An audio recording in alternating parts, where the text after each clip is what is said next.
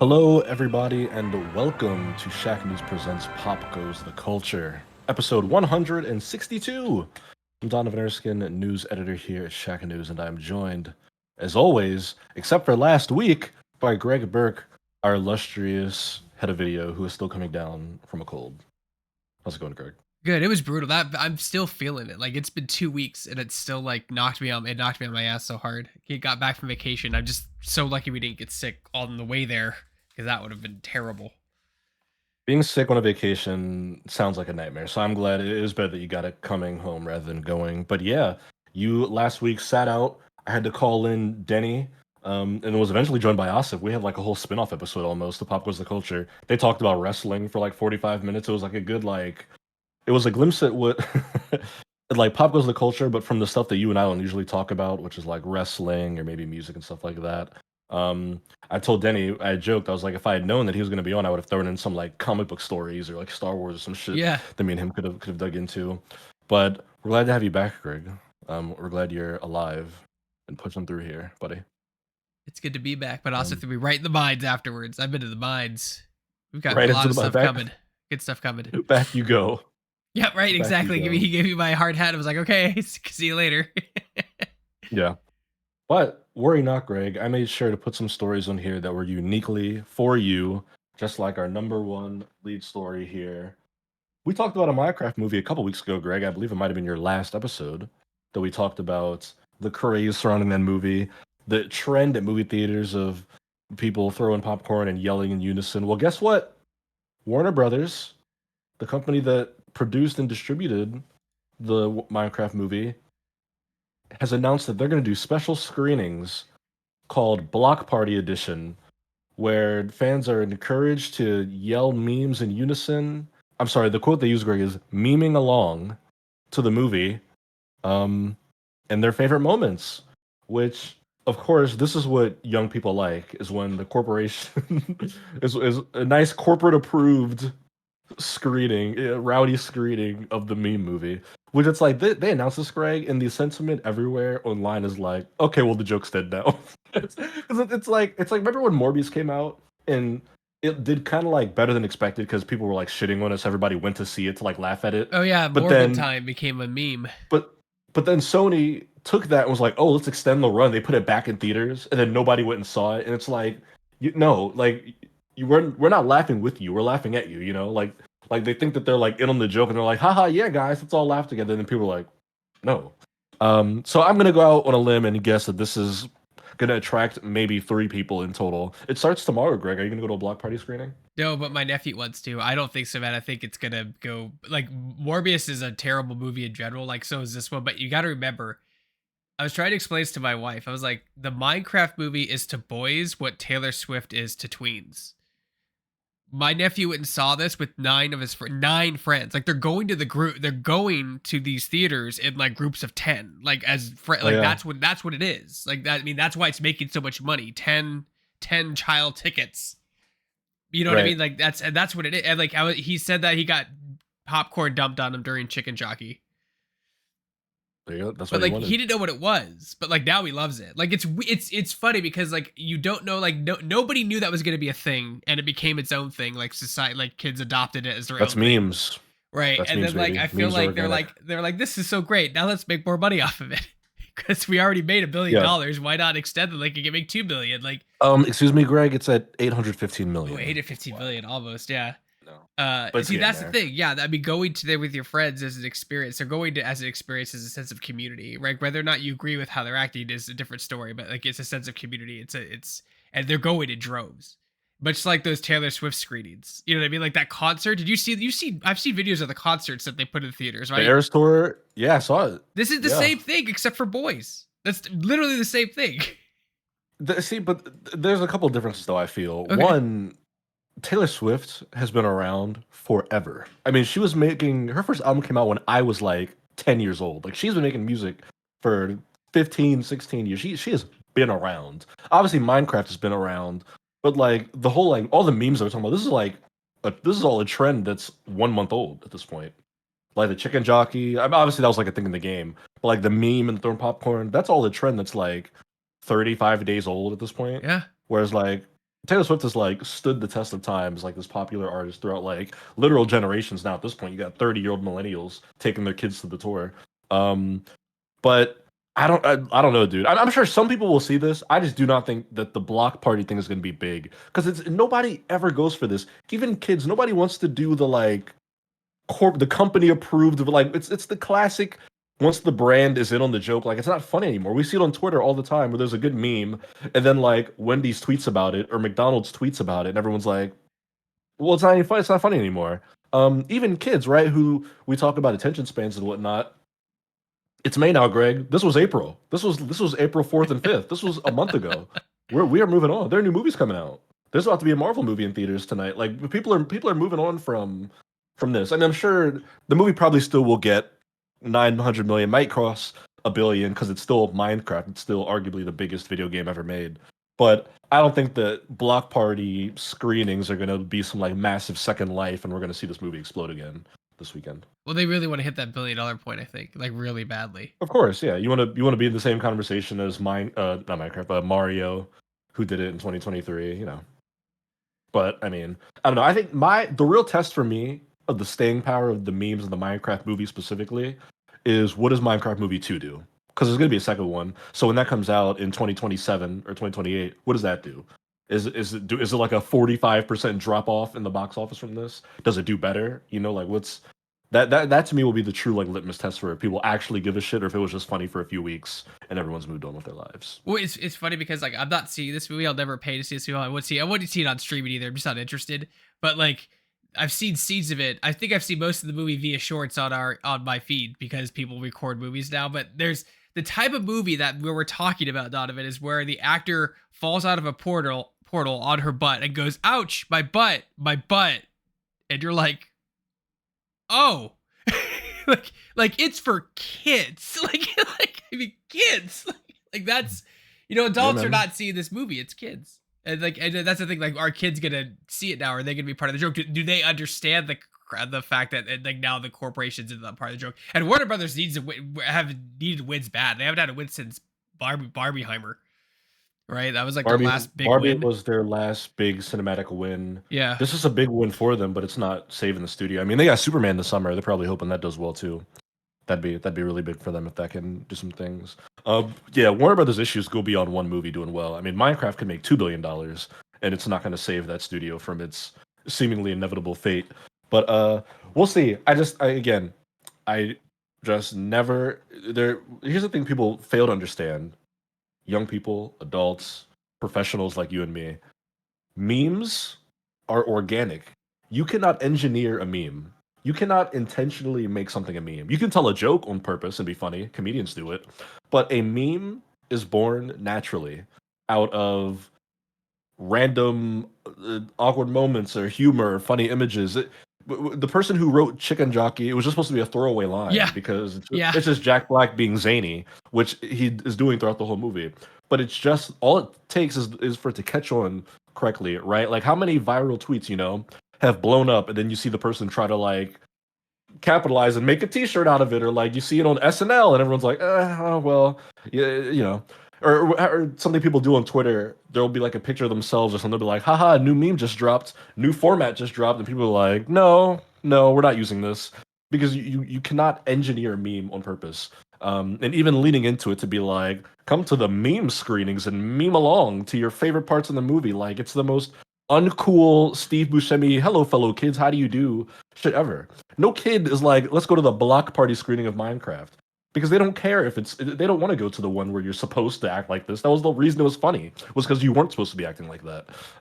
So I don't think this is going to do all that much, but we'll see. It plays to the rebellious side of boys. Because like here's the thing, I've been in this industry long enough to know that the demographic of males ages like 8 to 13 is a tough sell because they always want to do stuff that's over the age of 18, right? But they're not allowed. Also too cool for everything. Yeah, That's they the age can't where you're get too into cool the for theater without parents, or the parents are being responsible, not letting them play things like GTA. Like they're doing stuff like they want to do what the older kids do, like 15 and higher, like you know what I mean, almost 18 and higher. They want to do what the cool kids are doing, right? So when you get something that appeals to that age range, oh my God, Donovan, you grab it and you just squeeze every single drop of it you can. This is going to be in theaters for another 6 months, and you're going to see a lot of. So you're going to see. I think you're going to see more crossover stuff like with the game, like they didn't have planned. Like, you know what I mean? Like, oh, we're gonna put this in the game now because everyone freaked out about it in the movie, and we're gonna sell it for $1.99 or something weird like that. You're gonna see that upcoming. It's not here Yeah, now. they did like skins and stuff. You can play like Jack Black, Yeah, Steve, or the other Jason Momoa's character and whatnot in Minecraft. but you'll see They did. something that has to do with the chicken jockey thing, like in the game, or as because the thing is, like, nobody knows. You can tell when there's hindsight, right? I always like to use Pirates of the Caribbean with Johnny Depp, that movie that came out 2001 or 2002 or whatever. Everyone thought the movie was gonna suck. Like the whole studio thought it was gonna suck. So when that movie came out, there was no merch. You couldn't. There was no Pirates of the Caribbean T-shirts. There was no action figures. There was no nothing. And it took like a year and a half to have that stuff hit to market because they weren't sure it was going to do well. They thought it was going to flop. And you can kind of see the hindsight too. Like if they knew Chicken Jockey was going to be a thing, which you're right, they didn't. It happened organically. There would have been a lot more Chicken Jockey merchandise available at your local Walmart. Well, with Minecraft, it's interesting because it's not like they didn't think it would be big, right? Like this is the pirate situation where they didn't have anything ready. They had Minecraft merch and tie-ins ready. They did the Nether sauce at McDonald's. The video game has the skins where you can like Jason Momoa. Like Minecraft's big. They knew it was gonna be big. They just didn't know why.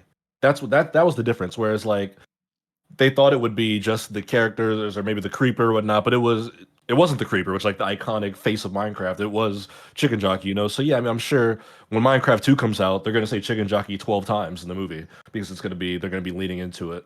But I mean, Minecraft again. I said it when we talked about the movie originally. Is so fascinating because even the game, take the movie out of it, Minecraft itself has always been like a meme, like touchstone in gaming. You go back to like Herobrine, where one of the longest running jokes, or as you could call it, memes, was I think it's really like a creepy pasta if you talk using old internet like lingo, but like where there was that one viral post of somebody thought they saw a character in the background that looked like Steve with like the voided white eyes, and it was called Herobrine, and it became this like folk tale in Minecraft that there was a secret villain that stalks you in the game. And what did Mojang do every time they released patch notes for Minecraft for years, Greg? They'd put at the bottom of their patch notes, removed Herobrine from the game. And it was a running joke that they would do for years. And it was like it was like this if you knew you knew thing. And people have made YouTube videos and they reference it, I believe, in the Minecraft movie. So Minecraft has always had that like virality to it, that meme sensibilities. It's always something that the community creates and then the developers adopt. Right? Is that basically kind of Yeah, that's Herobrine right there. Which again, this is like a 15-year-old like creepypasta. But yeah, it's like this rumor that there's like a secret NPC that looks like your character with white voided eyes that like stalks you in the game when you play and like hides in like the distance, and like people have like Photoshop screenshots where you see him standing in a tree and whatnot. And obviously it's not real, or is it? But it's a thing that like Mojang leaned into because it was viral and funny and people always talked about it and theorized about it. Obviously modern internet shit like that doesn't really spread the way it used to, but it's funny because we're seeing like a modern day version of like the schoolyard chat, right? Which is arguably different now than when you or even I went to school, right? Like when I went to school, like there were rumors of certain games about secret levels, like the unknown, the number unknown thing in Pokemon was huge. Like we're like, oh no, that's a myth or whatever. Then someone would show it to you on the Game Boy, and you'd be like, oh my god, and then they would show them like that's like an organic thing that kind of happened. And I'm sure like they covered it in a magazine, but like then again, the internet really wasn't around. It was really in its infancy when I was in high school, so you had to do the schoolyard chatter. Now the same thing has happened with you've had that too. Like it's trends that you talk about with your friends at school. And like now it's even evolved to more than that with like the Minecraft movie, right? One kid sees it, then all the kids see it, but they chat digitally now. So it's the same thing in a different perspective, right? Of just getting that wave of trend of pop culture into kids, into the schoolyard chat. Yeah. So I agree. It's just a new modern spin on it, but I don't know. We'll see how this does. I'm not confident that it's going to be a big boost for this movie. Does your brother want to see the movie? No, my brother does not care at all. He's 19. He's just joined a frat. I'm telling you, man. Yeah, I'm telling you, it's for kids, for little kids. Like it's that's what they were targeting. because that's the demographic. If you get their hooks in now, they end up buying shit like Behind Me when they're 30. Do you see the like that's if you get in their hooks? The difference is that like shit like Batman was not meant for kids. Like in the 89 one was not meant for kids. It was not. They were not targeting kids. It just Trying to kind of find the good happened. book Although the for original it. 70s one was targeting like my dad, 60s one, my dad when he was a kid. Like so, it's different. Things evolve. It's very interesting. But you could kind of see Yeah. organically when something takes off that originally wasn't meant for children. There's a lot of controversy in the press. But like this thing was meant for kids. That's who they're targeting. That's what it's made for. And I know that being rowdy. I mean, people bringing air horns and stuff to these things. It's a Minecraft movie. Like I don't know what you're not. I'm not expecting a cinematic experience. But I know the argument is that everyone's, you know, they have to clean up the popcorn, they have to clean up the sodas and the ices. But like asking empathy in 2025 from children, I think it's too much. You can't ask that of kids in today's economy. It's not going to happen. I think you can if they're raised by empathetic parents, which some people are not. Oh, see, D. Donovan, Um, you're starting to get older. See, you're coming to my side of the field now. Here we go. I'm not because I don't Parents. agree with. I disagree. I disagree. You say you can't get empathy from kids. I think kids in a lot of cases can be more empathetic than adults. No, I think it's a They're a tough lot more. ask. They're a I lot think it's a more tough innocent ask. and less jaded. I don't think it's impossible. I Um, just think it's a tough ask. um, I don't. I think it just comes down to who they're raised by. If you had told 10-year-old Donovan to not throw his popcorn in the theater, I'd be like, oh God, no, I would never do that. My mother would never accept such behavior. I would never do something like that. It wouldn't even cross my mind. So I think it just comes down to the, the way people are taught to behave and act, and a lot of that is learned from friends and stuff at school. You know, you'll always be nurtured by your environment, but there's sides of it. Nature versus Uh, nurture. The age-old debate. Mm-hmm. Yep. I remember that lesson in biology. Uh, Now, Greg, speaking of video game adaptations, there's another one coming soon that we learned about recently called Split Fiction. If you'll remember, just a couple months ago, I believe it was in March, they released Split Fiction Hazelight, the studio that made It Takes Two. Um, they also made A Way Out, and then before that, they did Brothers. They always do these co-op games. Split Fiction is their newest game, probably their best game. Cool, fun, sci-fi, fantasy blend, which two genres we talk about a lot on the show. They announced that they're doing a movie on it, and we found out, was this last week, I believe? Yeah, or earlier this week. Sydney Sweeney is going to star in the Split Fiction movie. Obviously, a rising star in Hollywood. Sydney Sweeney, she was in Euphoria. She did a movie, Anyone But You. She's also working on a Outrun video game movie. I think she's just producing that. I don't think she's in it. But she's going to star as one of the characters in Split Fiction. Now, we don't know which one because there's two leads. It's Mio and Zoe. I believe Zoe is the blonde one. Mio's the dark-haired one. Well, you She's could going to take be one you of could those take a characters. stab. I would get. You would assume It she'll is be Hollywood Zoe, though, the so you blonde never one. know what they do. Yeah, I mean, they could throw a brunette wig on Sydney Sweeney pretty easily. But this is also a two-parter of news, Greg, because not only do we know she's going to be in it, but we know that the movie's going to be directed by John Chu, who we just talked about when you were on the show because he directed Wicked. He directed the Wicked movie. He directed In the Heights. He directed Crazy Rich Asians, which I like quite a bit. He did Now You See Me Too. He's been around. He's done a shit ton of movies. John M. Chu is a veteran director. But Greg, do you think Split Fiction would make an interesting movie, sci-fi, fantasy, all in one bundle? It was funny because I asked the creative director, about this, about his projects, and if he was, and he says it's just Hollywood's weird. It takes a lot of time, and like it didn't take very much time. So that just means, I mean, the announcement this quickly off the heels of the thing meant like they were already in talks. And I wish I could have gotten a breakout and like had him confirm that in the interview. That'd have been great. But they probably in talks for years to do something either with any one of his movies on any one of his games, honestly, because they do lend themselves well to movies. It Takes Two Because was supposed to be getting something at Prime Video. I forgot about this when I was writing this article Yeah. for Shack News. I did some research. They announced that they were going to do a It Takes Two movie on Amazon that like The Rock was supposed to produce. This was like 2022. They announced this. That we haven't heard anything about it since. But yeah, so they and then obviously even Joseph Fares has like history in film in Hollywood, so clearly an interest in getting his stuff adapted there. But Well, yeah, I mean, he's obviously a person who wanted to be in the film industry really badly, but couldn't catch a break. At least that's what I get from like just talking to him and like seeing him act. I mean, he said "fuck you Hollywood" at the Game Awards. Like he obviously has fuck some. the Oscars. Oh, fuck the Oscars. Yeah, he obviously has some like me, he has a chip on his shoulder about that industry. You know what I mean? So like, it's cool that he's doing his thing now. But I don't know. I feel like it'll be interesting. Like it's definitely the next trend. Like I mean, like we talked about this when the Sonic movie hit originally. Like the next trend, it was superhero movies. Now we're gonna start getting into video game territory. Like it was superhero movies for the last decade and a half. That was the trend everyone was doing there, either small or big superhero movie, spin-off movie, whatever. They still are. They are gonna be star, and they're still doing. Oh, I think they're doing okay. I don't think they're doing bad. They're doing okay. But now it's video game time, man. Like you're in I Sonic 1, 2, 3, Mario, Minecraft, Fortnite, It Takes Two, Split Fiction. Like we're Dude, sign me up for the Minecraft or the Fortnite movie. yeah. I I mean want to be in that one. that's what it is. If you thought the Minecraft movie was rowdy, wait till you see. I guarantee you the reception of Minecraft is affecting the Fortnite movie production. How many memes can we put in the movie? Well, that's the thing, Greg. There is no Fortnite movie. They never announced one. That's what I'm saying. No, but I guarantee they're working on one. They have to. Yeah. If you're Epic Game, okay. First of all, I would argue that the Fortnite movie should have come out 3 years ago. But you could still do a good one that'll still be big and earn a lot of money. Matter of when, not if.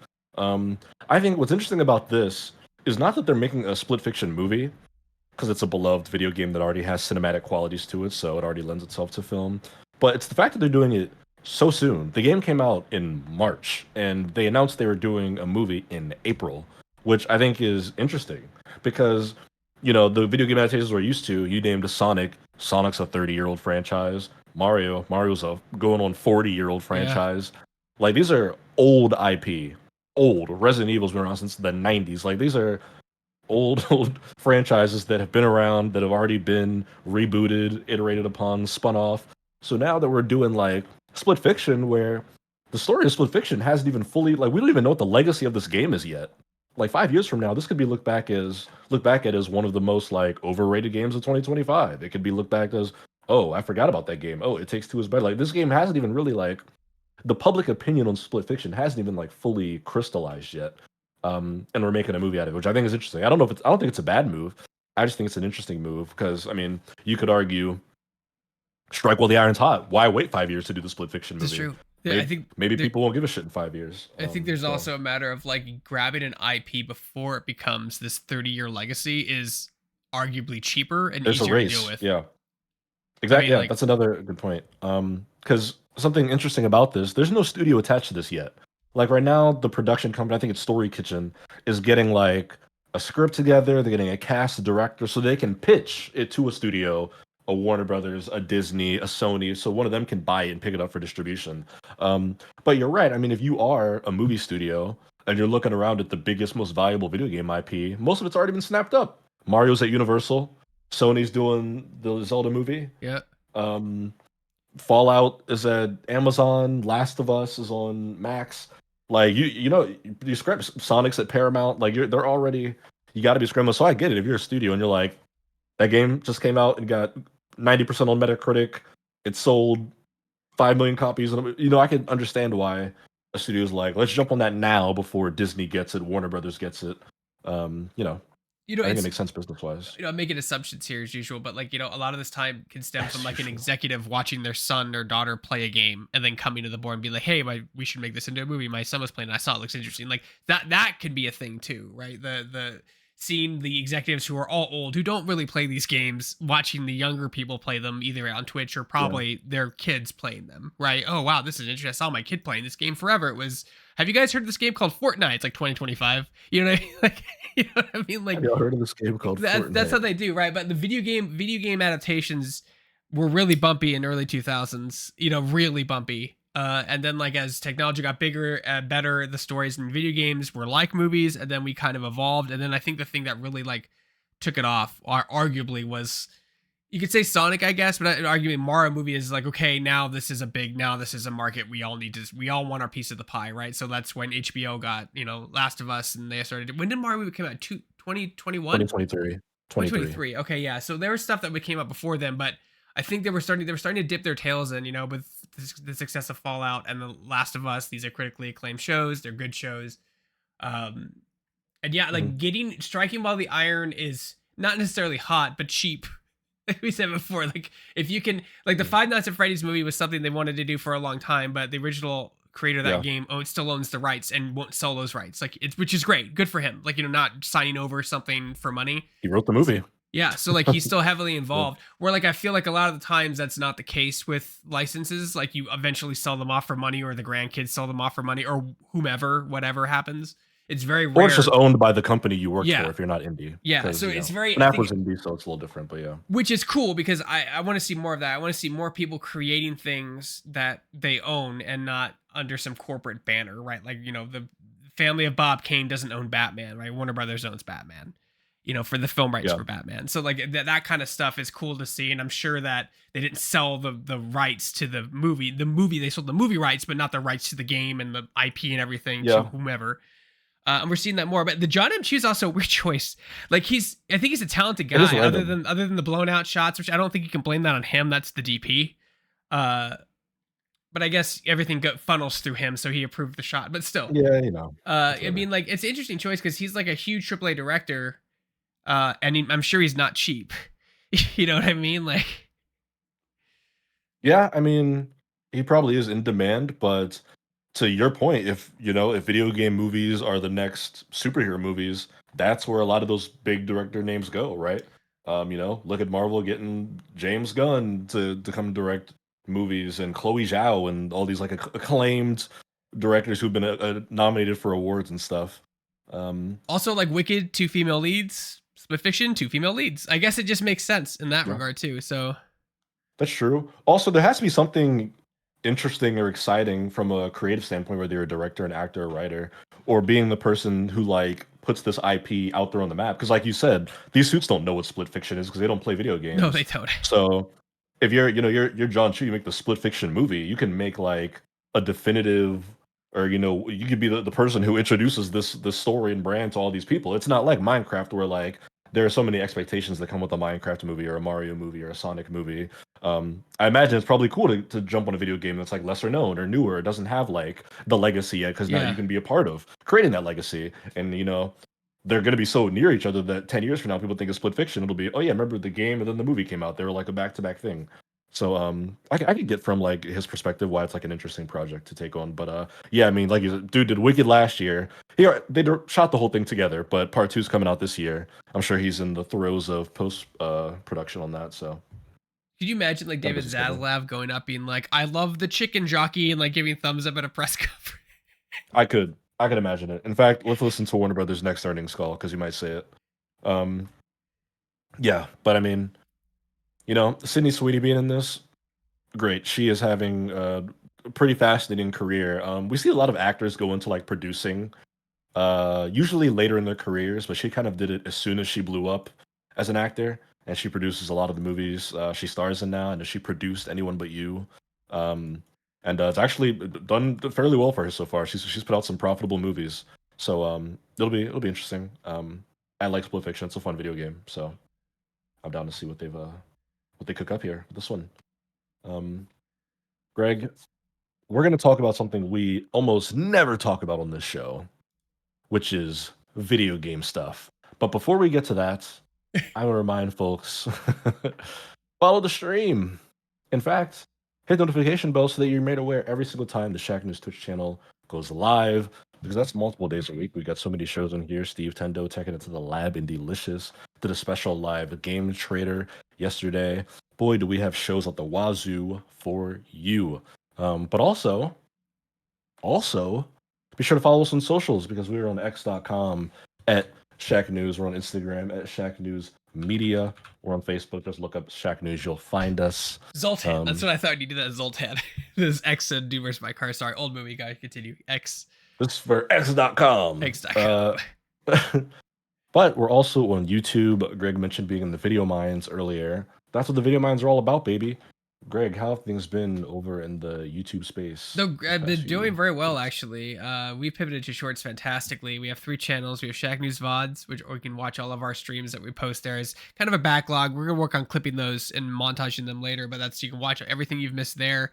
I upload them immediately and then clean them up every Friday, so they look pretty. And then Shack News interviews, of course, interviews with celebrities, voiceover actors, game devs, athletes, like anything you can think of, from AAA to indie and everything in between. That's a great place to look at for some insight information. have a really cool interview going up in the next couple weeks when you're at PAX. That's going to be hopefully do really well. I can't say what it is. So, but like, and then of course we have our Shack News channel, which is all of our gameplay videos, original content, features, previews, reviews, and then of course like all of our short content. And just visiting the site, subscribing, or just watching our content is a way to support us. So we appreciate it if you do. Yeah, we go, we go hard to do all that stuff, and Greg arguably goes the hardest of us all to make it happen. So please go check us out, support the content. And Greg, let's get into a topic that actually broke this morning that I'm fascinated to talk about here on the Shack News Switch channel. Pop was the culture. We usually stick to movies and TV, sometimes music, sometimes comics, but mainly movies and TV. Although Shack News is a video game website, boy, and we have not talked about some gaming news in a while, and boy, did we get some interesting gaming stuff today, Greg, because Microsoft is the latest video game company to announce price raises on their products, and these are hefty price increases. There are gonna be many facets of this conversation, but I saw this news story drop this morning, and me being the news writer I am, I went to start writing about it, and I thought it would be like akin to what we've seen at some other companies where it's like 20, 30, 50. The Xbox Series X costs $600 now. The black cube, you can't see it in my camera. Like the standard like disk drive, the one that that everyone bought at launch, went from $499 to $599. I want to read through some of these things that are getting price increases. Xbox Series S, which is the white console, smaller, a little weaker, no disk drive, went up to $379 from $299. Same for the 1 TB, got a price bump. The controller is staying the same, it looks like. The the headset, I believe, is staying the same. Although the stereo headset's staying the same. The wireless headset's going up. And then also very notable is that Microsoft has confirmed that their goal is to get to $80 price points for their games by this holiday season. And specifically for like their major releases. So you can assume like the next Gears of War game, their first party stuff, Call of Duty, whatever Bethesda has next, probably Elder Scrolls. Everybody went up in arms just less than a month ago when Nintendo announced Mario Kart was going to be $80, and it looks like Microsoft's right behind them. I'm sure Sony is on their way as well. I do want to read the statement from Microsoft here about this that they gave to IGN. We understand that these changes are challenging, and they were made with the careful consideration given market conditions and the rising cost of development. Looking ahead, we continue to focus on offering more ways to play more games across any screen and ensuring value for Xbox players. So yeah, Greg, as a gamer, somebody who owns an Xbox, for one, the console now is more expensive than it was 5 years ago when you bought it. So I guess, appreciating value. Haha.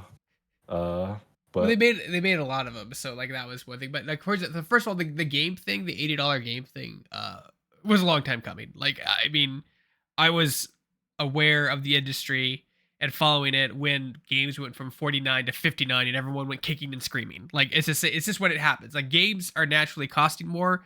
Like, in that regard, that makes sense. $80 games were inevitable. Like, it was happening. Like, they needed a price increase because they need to sell more and more copies. They're getting more expensive to make. They're getting bigger. That was inevitable. Like, I'm not shocked by, like, I was like probably the only one not shocked by Mario Kart being $80. I was like, well, it was overdue. Like, it was way overdue. Like, we never went to, you know what I mean? Like, it's gonna happen. Because I already went through this stuff already when when all games had the magical price point of $49.99, regardless of game. Like, it was just $49.99. You had to wait a year or two for it to go down to $24 or $20 to get to the greatest hits or whatever. That was inevitable. The hardware stuff I did not see coming. In terms of like this quickly. I mean, they didn't claim. I think they claimed there was another site. I don't think they claimed it was. They were blaming tariffs. Microsoft didn't say they blamed tariffs. I didn't see the full article on IGN. They don't say tariffs. They don't say the word tariffs, but that's what's going on. I mean, they said the global economy. Or you You know, can't piss off the president because he'll call you and yell at you. That's basically the economy I mean, right now. Like he'll personally it's call you and yell at you. He will call the CEO of Microsoft, and be like, "Why are you blaming me for the tariffs? Because you sent them an order." yeah. But how's that Switch price looking now, Donovan? It's $600 I for an know. Xbox. I saw people post today was like the Switch 2 sounds like way more affordable now, huh? It's cheaper than a 5-year-old console that already didn't sell well. And again, there's so many angles to this conversation, right? Because on the surface, it's like, hey, the Xbox is already the weakest performing out of the big three consoles when you compare it to PlayStation and Switch. Say what you will about any of them. So, on paper, theoretically, Microsoft should be the last company raising the price of their console. If anything, they should be discounting the Xbox to encourage people to pick them up. But again, when you start fucking with tariffs and the global economy and shit, none of this stuff is produced in the United States. They don't No, build none of it. Xbox consoles None in of it. America. Therefore, when they're making them, I mean, Microsoft and Sony were already selling their consoles at a loss. PlayStations and Xbox, just on the dollar, they were already spending less. They were spending more to make them than they were charging Yeah. for them, which they were able to get away with because it's fucking Microsoft, $3 trillion company, and Sony, who's quite big themselves, not Microsoft big, but a still very large corporation. Um, and yeah, I mean, at some point, that margin can only get so big before you're like, oh, okay, we got to start bumping prices up. Obviously, the game side of it, yes, people have been saying for years the game should be more expensive, and that's true based on how much they cost to make. But there are a couple arguments you can make against that. Is that one, no one's telling companies to spend $300 million on games. No one told Sony that Spider-Man 2 needed a budget of fucking Avengers Endgame for that video game. Like there wasn't a petition that went around that said the game needed to be that was Sony that wanted to make a video game that had perfect polish and perfect cinematics and feel and voice lines and whatnot. Like nobody asked them to do all that. People loved the old Spider-Man game that came out 20 years ago that was made for 1/64th of that. Um, so again, it's like yes, rising costs, but also they don't have the games don't have to cost that much. I mean, look at indie games. You know, um, Balatro doesn't cost $60-$70 because it's an indie game. He didn't make it for hundreds of millions of dollars. He made it much more cheaper than that. So I think there's that argument to be made, and then B, just because something theoretically on paper should cost more money does not mean that people should be okay with it. It's just how it works. I mean, at the end of the day, the price on Xbox games just changed today, but like a lot of people who play Xbox are making the same amount of money tomorrow that they were yesterday. Like not everybody just got a raise, to go along with this news. No one's boss is giving them a 5% raise so that they can properly buy Gears of War E-Day when it comes out and all that. Like your budget just got tighter is all that just happened to everybody. Which of course no one's going to be excited about. They don't care if it makes logical sense. So I understand the uproar about it. I think that it's interesting that they don't say anything about Game Pass here because obviously the Game Pass price is going to go up again, and it's probably going to go up by a lot. They're not doing it now because there's no new game coming out right now.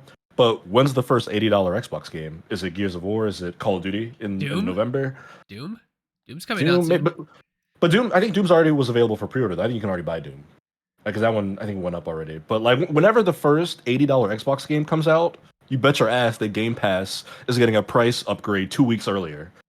Same way that before Black Ops 6 came out, they conveniently got rid of the free or not the $1 month trial because they're like, yeah, you fuckers aren't about to play COD for $1. You can either buy the game for 70 or 60 or whatever, or you can get Game Pass Ultimate hypercharged for $20.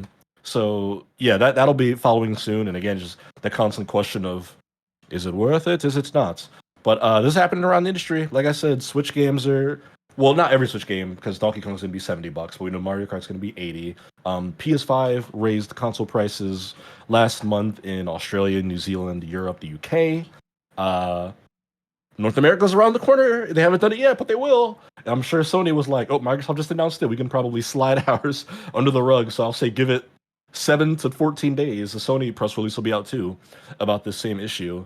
And yeah, I mean, we just watched Nintendo. Now they ended up not changing the Switch price, but they thought about it. They paused. They stopped pre-orders for like 2 weeks Yeah. so that they could take a look and be like, what should we really do here?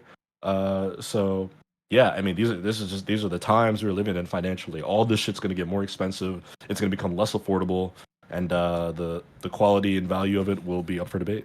Well, the thing is about too, like you mentioned, it's inflation is always, even in times of economic prosperity, inflation's still a thing. Like every year, inflation happens. Like whether it's your economy is doing fantastic, it's the '90s.com boom, or you're in a recession in 2025, whatever. Like it happens, right? I mean, my rent went up every year 8% regardless. So like Yeah. inflation always happens, right? And it's usually a slow process. Jumping everything all at once is kind of like a red flag, obviously. That's why I say, like, how long games have been $60 since the Xbox 360 era.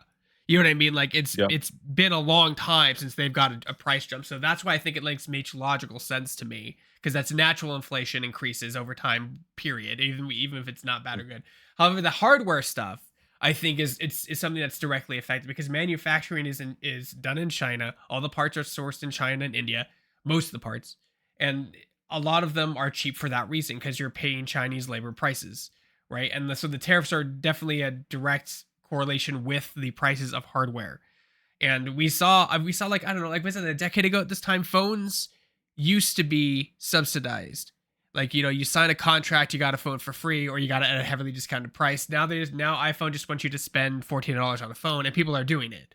I remember at the time you could only get one. Remember the iPhone? You might be too young for this. The iPhone was exclusive to AT&T for, I think, for first year or something like that. Like it was, you could only get it through AT&T, and then eventually, everyone got it. I remember when it came to like Verizon and stuff. Yeah, it Yeah. was a big deal. But like I feel like all that stuff there is increasing. All the hardware that's produced, everything is produced in China. Like the majority of the manufacturing for electronics is produced in China. Like, and if it's not the whole thing, it's part of the thing, right? It's chips, it's hard drives, it's whatever. There's not a single piece of like electronics I think of that I own that doesn't have made in China somewhere stamped on it, right? I know there's other manufacturings in Korea and in India and stuff like that because they have the infrastructure to do that. I'm not going to get too political on the site, but the whole idea with this was to bring manufacturing back to the States. At least that was what the president claimed. But you can't do that when you don't produce anything here and you don't have the materials to make it here, and you have to import parts to make the thing, right? I mean, Asif mentioned on his Game Trader thing yesterday, like we can't get magnets to make this thing because they're all out in China. Like all these magnet parts are in China. So how are we supposed to manufacture something here and open factories if we don't have parts here to make what we need to make? That, and also like unions, like no corporations hate unions. This is no secret. They hate it because they have to pay workers a higher wage and give them benefits and time off and treat them like people, and they don't like that. And big corporations don't endorse that. And when you bring factories back, they're going to want to unionize. It happened in Detroit. I use Detroit example all the time when like they unionized and it took decades, but they eventually replaced everybody because they didn't want to pay the union wages. If companies can find a way not to do that, they'll do that. So I don't think manufacturing is ever going to return to the U.S. That ship has long sailed. We don't have the infrastructure. It's going to take decades to build that infrastructure. I mean, are we going to be like in the Great Depression era before it actually happens? Who knows? But no, the whole thing of the hardware is astronomically going to increase. If you need a console, computer parts, or phone, or hell, even a car, you better get one now before everything goes up. Should have bought one last week. Yeah, I mean, and it's rough because like here's there is like a silver lining in this. Like, I've been a core believer that we don't need 4 different versions of a phone every year. Like the updates aren't substantial enough. All of my phones have lasted more than 4 years. I don't buy I know there's all those early connoisseurs out there that adopt early technology, right? They have to buy the latest and greatest iPhone. That's fine. But I also feel like each year when they announce the new iPhone, a new iPhone that's obviously the most powerful iPhone ever, which they use in all their stupid fucking ads, which is obnoxious. It's not a big enough leap. You have to wait. I think 4 years, 3 to 4 years is a good leap to get a phone. The problem is that like if you're doing that and people know the cycle is every 3 or 4 years, they're not going to buy a phone if they're right on the cusp. You know what I mean? Like if they're right on the cusp of a new phone, they'll just wait for the next greatest thing. Same thing with cars. Like, do we need a new model car every year? Like, do we need a 2023, 2024, 2025? You know what I mean? Like, do we need that every year? Are the improvements that substantial? And it just comes down to, I think, inventory and how many people are and I'm talking about United States economy, in the United States, and how many people need to buy cars. If you know there's a car rotation every 3 years, you're going to hold on to that clunker until the thing comes out. But it's such a waste of resources to make all this stuff so quickly every year. And that's why I think like with the consoles, especially like our console cycle for the 360 was what, a decade? It's 10 years. 360 was from '05 to 2013, so 8 years. So 8 years, on the almost 10 years, right? And like before then, like the gaps were larger, but now I think the mid console cycle stuff is done. Like we're not going to see any more PS4, whatever the next PS6 is and Xbox. We're not going to get a mid tier upgrade. Like remember we had the Xbox One X. We won't see that stuff anymore. We're just going to have the next console, and then in 5 years the next console, 5 years the next console. Like there's no more. I think that's done because I think they experimented with that and it's already been controversial. People were confused about the Xbox Series. Most developers hate the Xbox Series S because it causes them issues when they have to get for quality assurance. I've interviewed a bunch of people that hate that console because it's harder to work with because it has less power. But I mean, all this stuff is just gonna get worse. It's just gonna get worse. The hardware stuff sucks ass because the whole point, like you said, like Sony and Xbox, they don't charge a lot for their consoles, arguably a lot, right? Because they think they can Relative make up to how for much it. they cost to make. Yeah, they can make up for it in software. Like that's the hindsight. Okay, we sell the console for $5 profit or $1 profit or break even, and then we'll make it up in Game Pass or we'll make it up in Final Fantasy VII. We'll make it up for the software we sell to the console exclusivity. PC mucks that up a lot because now that we know that Sony eventually, all the Sony PlayStation games eventually make their way to PC, it can take, it's usually a year of exclusivity. I would say like console exclusivity is like gone. The only one who Microsoft has, wants to go their day one, yeah. yeah, I mean, the only one who has true console exclusivity is Nintendo. I've never seen a Nintendo game legally on a PC. Like they don't release it on Steam. That's it. You have to have a Nintendo console to play Mario. You have to Nintendo, like they're the last remaining console exclusivity war. They're the only people that offer anything. People say Sony, but nope, everything goes to PC eventually. Like usually it's a year. And like I think about stuff like, and even they're seeing stuff like when Square signed a deal with Sony to be console exclusive to PS5 for Rebirth, that affected sales. Like they had to wait a year to go on PC, and then like they were never on Xbox. Like that's a market, whether it's 10, 15% or less, like that's still 15% of what you missed out, you know? Square Enix put out a whole statement saying that they're going to be multi-platform in the future because it's not working. It doesn't make the money, you know. Yeah, it's crazy. But maybe this will even harken back to the days of the 90s, Donovan, where like consoles were arguably, adjusting for inflation, super expensive. So like you picked one. You know what I mean? Like either your parents picked one or you saved up for a year and picked one console. And your one console was N64. Your one console was PlayStation. One console was hopefully not Sega Saturn. But you know what I mean? Like you saved. I didn't know a lot of friends that had multiple consoles. The multiple console thing is something that in college I started to see because the consoles got cheaper. You could buy them used, right? They were getting down in price. I had a job. You know what I mean? I could afford multiple consoles. Yeah. Growing up, I only had a PlayStation. That's it. It's the only console I actually bought when I was a kid. I bought the GameCube too, but at that point they were getting more affordable, right? So then I had like a PS2 because they had the PS2 Slim, and it was like what, $99 or whatever. You know what I mean? They got super cheap, so you could start having multiple ones as they got older. But maybe this will harken back to like, you know, you have to pick Xbox, Nintendo, or PlayStation. That's the only one you pick. As we start to go into this budget crisis, right? I sure hope not, because that era gave birth to the fanboy tribal bullshit that we still deal with today. Those days of people having to pick as a child is why to this day people with anonymous Twitter accounts still argue and call people slurs over PlayStation and Xbox and Nintendo on Twitter. So God, I sure hope it doesn't go back to that. But I think looking bigger picture here is you also have to think of how this is going to affect like these companies in the industry in the long run, right? Like everyone knows that like Xbox consoles don't sell very well compared to their competitors. If people weren't buying them before, how many do you think are going to buy them now that they're $100 more? People didn't want an Xbox last week when it cost $400. They don't want one at $500. It's 5 years old. You can play all the games on PC. It feels like people were already theorizing, man, I wonder how many more generations until Microsoft just stops making Xboxes, where they're just like, hey, our games come out on PC, and then we'll port them to PlayStation and Switch. And it's like, this just feels like it's going to accelerate that, because the number's not going to go up. It's going to go down even more, even faster. Because again, most people weren't in the market for a fucking Xbox 5 years into its life cycle anyway. They damn sure don't want one at $500-$600.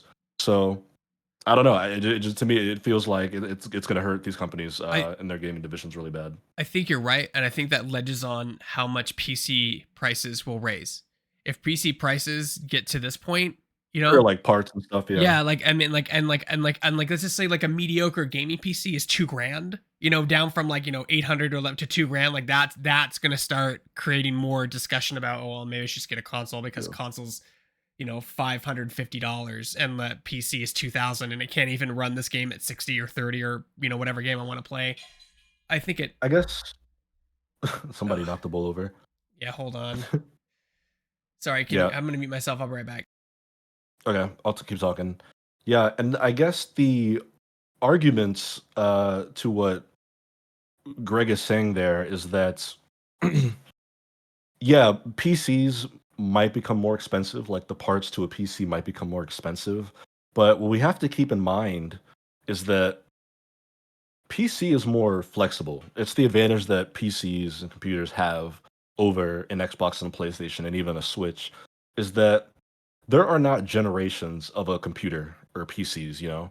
Like, sure, the next gen or the current gen started in 2020, but if you owned a PC that came out or that was built in 2018, you could run a next gen game that wasn't on PS4, Xbox One.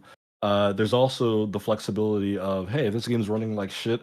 Maybe I can get a new graphics card from like my homie or borrow one from somebody else. Um, I think that just in general, PC gives you a level of flexibility that you don't have with consoles, where you don't, you can have a PC that's older than an Xbox Series X or PS5 and still play Spider-Man 2 on it. It'll look like shit, it'll run like shit, but you can do it. You can't do that with a PS4, you know. So I don't know. It'll be interesting. But I think even if PC does get expensive, people will find ways. They'll just use their old beat up rigs, and it'll be a miserable experience. But it's better than not being able to play the thing at all, you know. I think there's also more complications like with PC. Like if something's not working, like I can That's just too put a many game on Xbox and twos. it goes, right? Like Yeah, if I have an convenience. issue on the PC, like I had one with Doom years ago where just what like textures weren't loading properly, so I was running at like 2 frames. It took me like 3 hours to find out what the problem was. It was some weird had to go into terminal and like do this weird stuff. Like they're more complicated. They're not just push and go. People love push and go. So that's another thing too. Like, do we want the headache of dealing with the Yeah. PC if something's not compatible or it can't get, you can't play it at 30 because it's dropping to 12 for some memory issue or whatever. There's a lot of factors, but like Axeman's right, there are too many SKUs. There's a lot of SKUs. You should see There are. Magic the Gathering, dude. There's a ton of SKUs in that game. Hmm. Yeah. Yeah, yeah. I just at the end of the day, I just don't want to live in a world where all the console manufacturers go out of business except for one. I don't want to live in a world where Nintendo's the only company that makes new video game consoles, or Sony's the only company that makes new video game consoles. Um, I would like for there to be multiple in there. I don't want to see any industry become monopolized, especially one that I personally like to participate in. Um, I don't X-Men's know I if grew you up had playing to games pick at 12 one enemy FPS. and one villain though to be in that story. I think Nintendo would be the one to be. I guess, but even they're not great. I mean, they like to play by their own rules and They take their do. ball home and force all of us to like capitulate to how they run shit. Which they've given us some great games, but they've also given us some great headaches over the years and made us buy Quite things that we figurative already and own. literal with the Virtual Boy. Yeah, They've given us headaches yeah, both. yeah. I mean, they've made you buy shit that you already own and told you couldn't carry things over. Like, I just don't want to live in a world where there is no. You could argue that the only reason the Switch 2 is going to have backwards compatibility and this like shared communal experience is because other consoles exist and because people are like sick of this shit and they complain about it every generation. But if PlayStation and Xbox went away, they can just fucking do it every generation. Nobody would care. No one could stop them. So no, I don't want anyone to become a monopoly, even my beloved Nintendo, though I will be there midnight for my Switch 2 pre-order. Axeman, watch streak reached. Axeman is currently on a 3 stream streak. Woohoo, 3 streams. Is this a new Twitch feature? I've never seen That's pretty this. cool. Yeah, it must be a new thing. Axeman is This funny is because growing up, when I went to LAN parties, I never had a PC. I couldn't afford one, right? They were really expensive back in the late 90s, early 2000s with Voodoo graphics cards and stuff, and I didn't understand them because the resources to build one weren't really there as easily as, as the internet is uh-huh. today. So like I would go to LAN parties with like a huge tower that was like 2.5 feet by like 2 wide, like one of those with these old urban cables, and I'd be the only one playing Counter Strike 640 by 480 with like pixelated graphics because I didn't understand how to build a PC and didn't have the money to. That's why that's why I'm always an advocate of console gaming. I still am. Most of my time, Consoles are great. I love my consoles. yeah, I mean, I spend a lot. Donovan, you too. We spend a lot of our time on our PCs every day. 8, 9, 10, 11 hours, sometimes 12 hours a day. The last thing I want to do is be in the same place playing a video game. So I got to move somewhere else, and not Yeah. to a desk. Like I got to a sofa, a chair, something that I can lean back in with a controller and relax. Kick my feet up. And argue you can do that on a PC, but it's just different. This is a cool creative space. I'm just a gremlin. I log off, finish work stuff, and I just load up Steam. But I get it though. I I understand what you're saying though.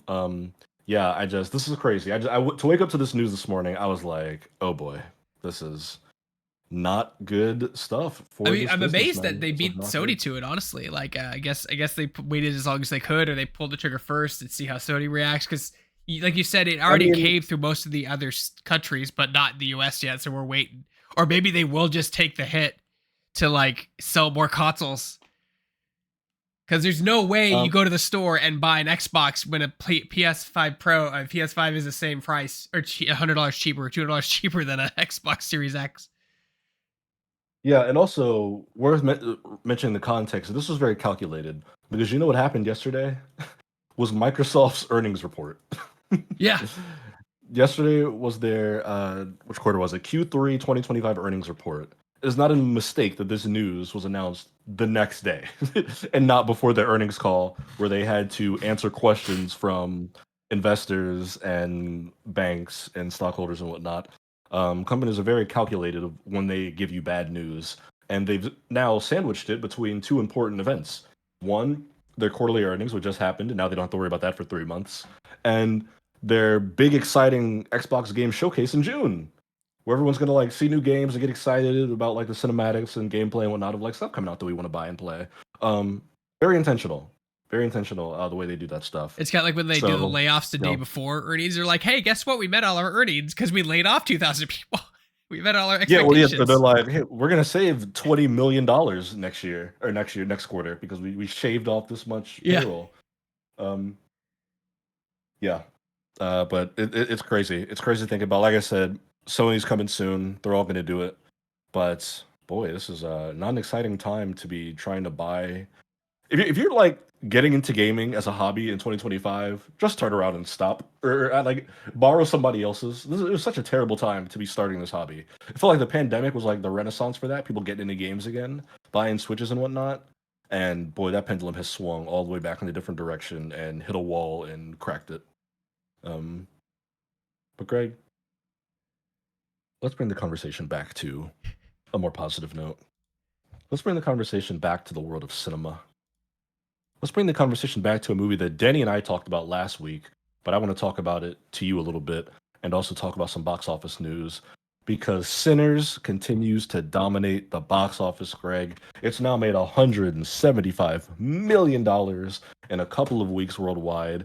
This original horror movie uh, that is an original story from Ryan Coogler, who directed movies such as Creed and Black Panther, starring Michael B. Jordan, who was in movies such as Creed and Black Panther, is doing great at the box office. And Greg, I know that you have not seen Sinners, but I'm telling you right now that when they put this thing on Max one day, you need to watch this shit I'm gonna watch it. I want to watch immediately. it. This movie is phenomenal, and it's a story we talk about all the time. Box office, what sells? What do people go see?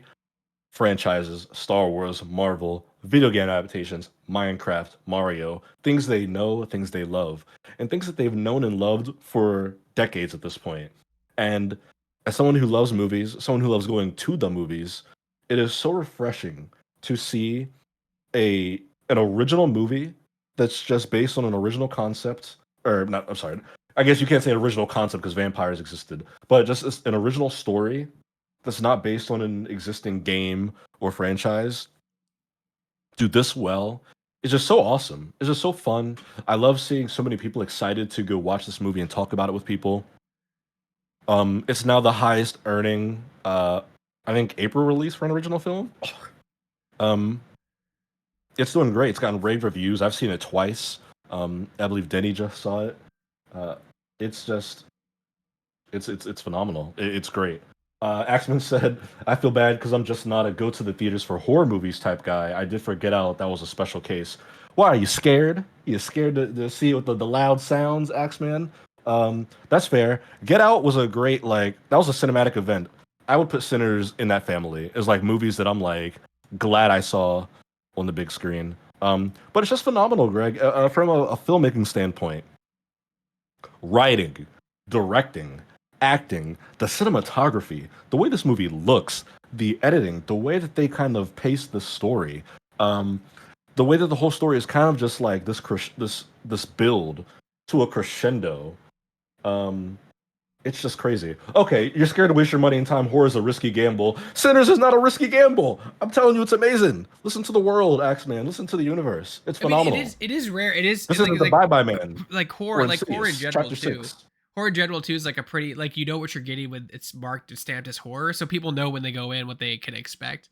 Because even like bad horror can still be successful because it's camp, right? They look at it as camp horror because I think it works. It's very rare. Sure. A24 did one, The Woman in the Yard, and that That just came flopped. out. But that's rare. Like that you don't see like a horror movie, especially by A24. Like usually it's rare that that happens. So if you do like horror, it's a safe bet you're gonna like horror, like whether it's bad horror, good horror, whatever, because bad horror can equal good horror. Donovan, you know what I mean? Like we talk about Freddy Well, versus Jason X, like with the or Freddy and Jason in space. Like you know what you're getting. They're not trying to yeah, hide it. You know what I mean? They're like yeah. camp.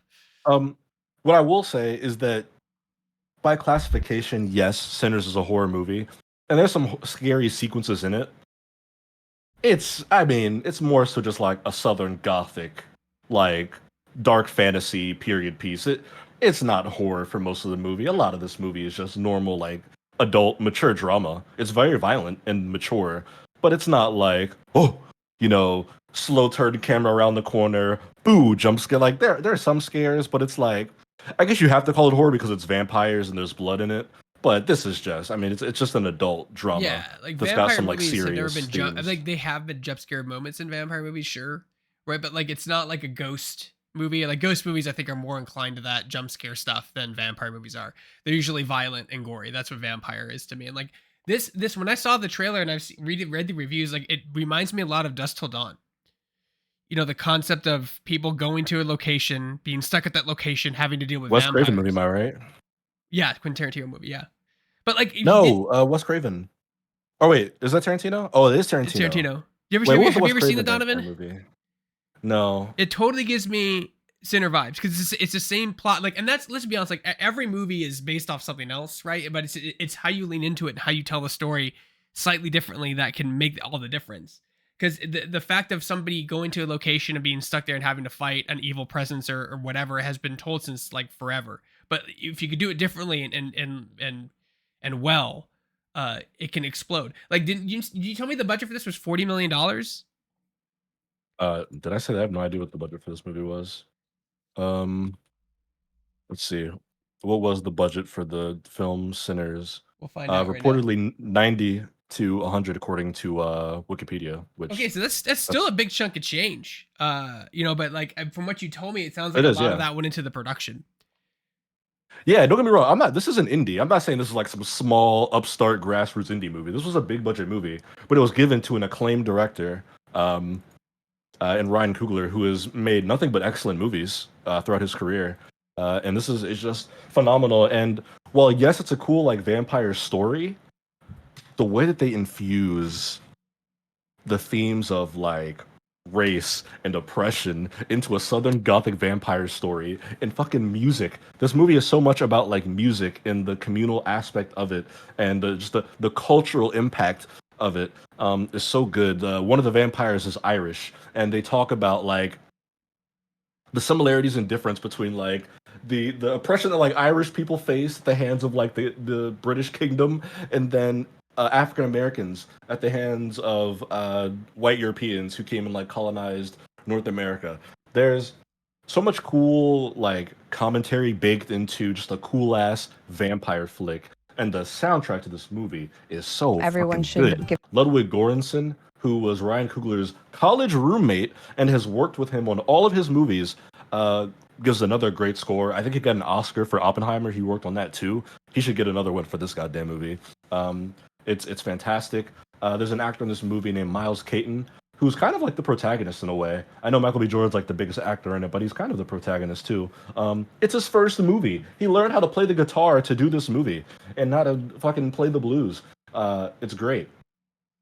He You're gives like forgetting. my favorite performance of the year in this movie. You're forgetting. And it has a really unique like kind of structure. It's horror, it's vampires, and it's a period piece. Like it's all three. Like it's just trifecta. I think that it works so well. Like because it's really cool. Like vampires always work well because I always like to watch vampire movies because I'm always curious. Like, oh, how do they do vampires?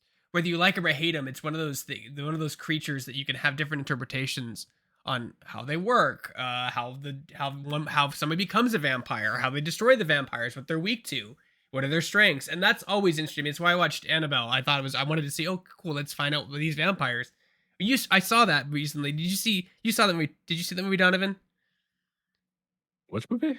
Is it Annabelle the one? I'm gonna the If it's vampire. an Annabelle movie, I've seen all the Annabelles, but vampire? I don't It know. starts with an A. Abigail. I think it was Abigail. Abigail. Oh yes, I did see Abigail. Yeah, so Scream like directors. when the sunlight even touches you as the vampire in that movie, you just explode. So like I thought that was like funny. I was like, whoa, okay. So they can't even That's like touch Ready or sunlight, Not rules. right? So it's cool and like having those that creature to work with too also opens like a ton of doors. Like how do we handle how someone becomes a vampire? Do they like Buffy? Like do they lose their soul? Right? Are they still human? Do they go crazy? Are they animalistic? Are they intelligent? Like that kind of stuff.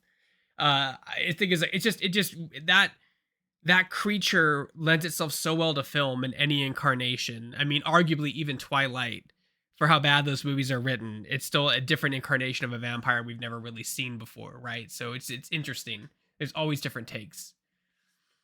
Yeah. I think you would love this movie. I think you would really like how it handles vampires. I think you would enjoy the period aspect of it.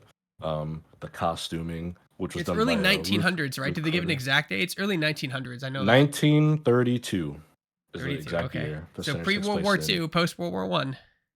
Yep.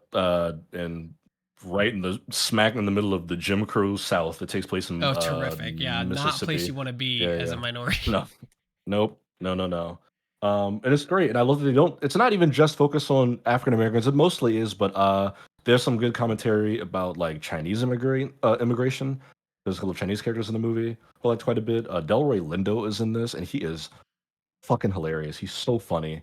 Um, in this movie, he plays a musician and a drunk, and the way he just kind of oscillates between like dramatic and heartfelt to like the funniest guy in the movie is so good. Haley Steinfeld, who I've been a fan of forever, is great in this movie. She's also very funny.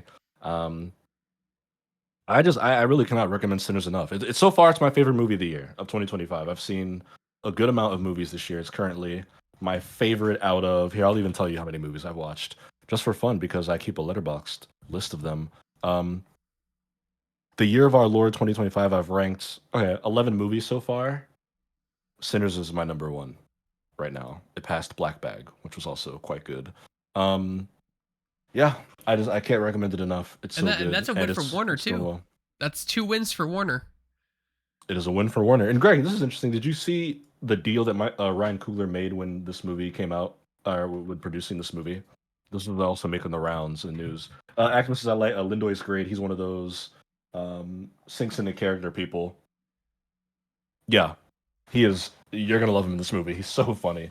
Then he said, "Discord didn't want to let him be great. Damn it! All right. Well, then he was gonna come through and talk. He was about gonna this come with through us. and talk about how great it was too. The movie sounds Yeah, amazing. he just I had saw it. interest in it again and again. For those of you who've never seen the show, like our theater sucks, and we just don't Mhm. go. It sucks, and it's the only theater within 60 miles. So it's we're pretty much limited into what we can Yeah, see.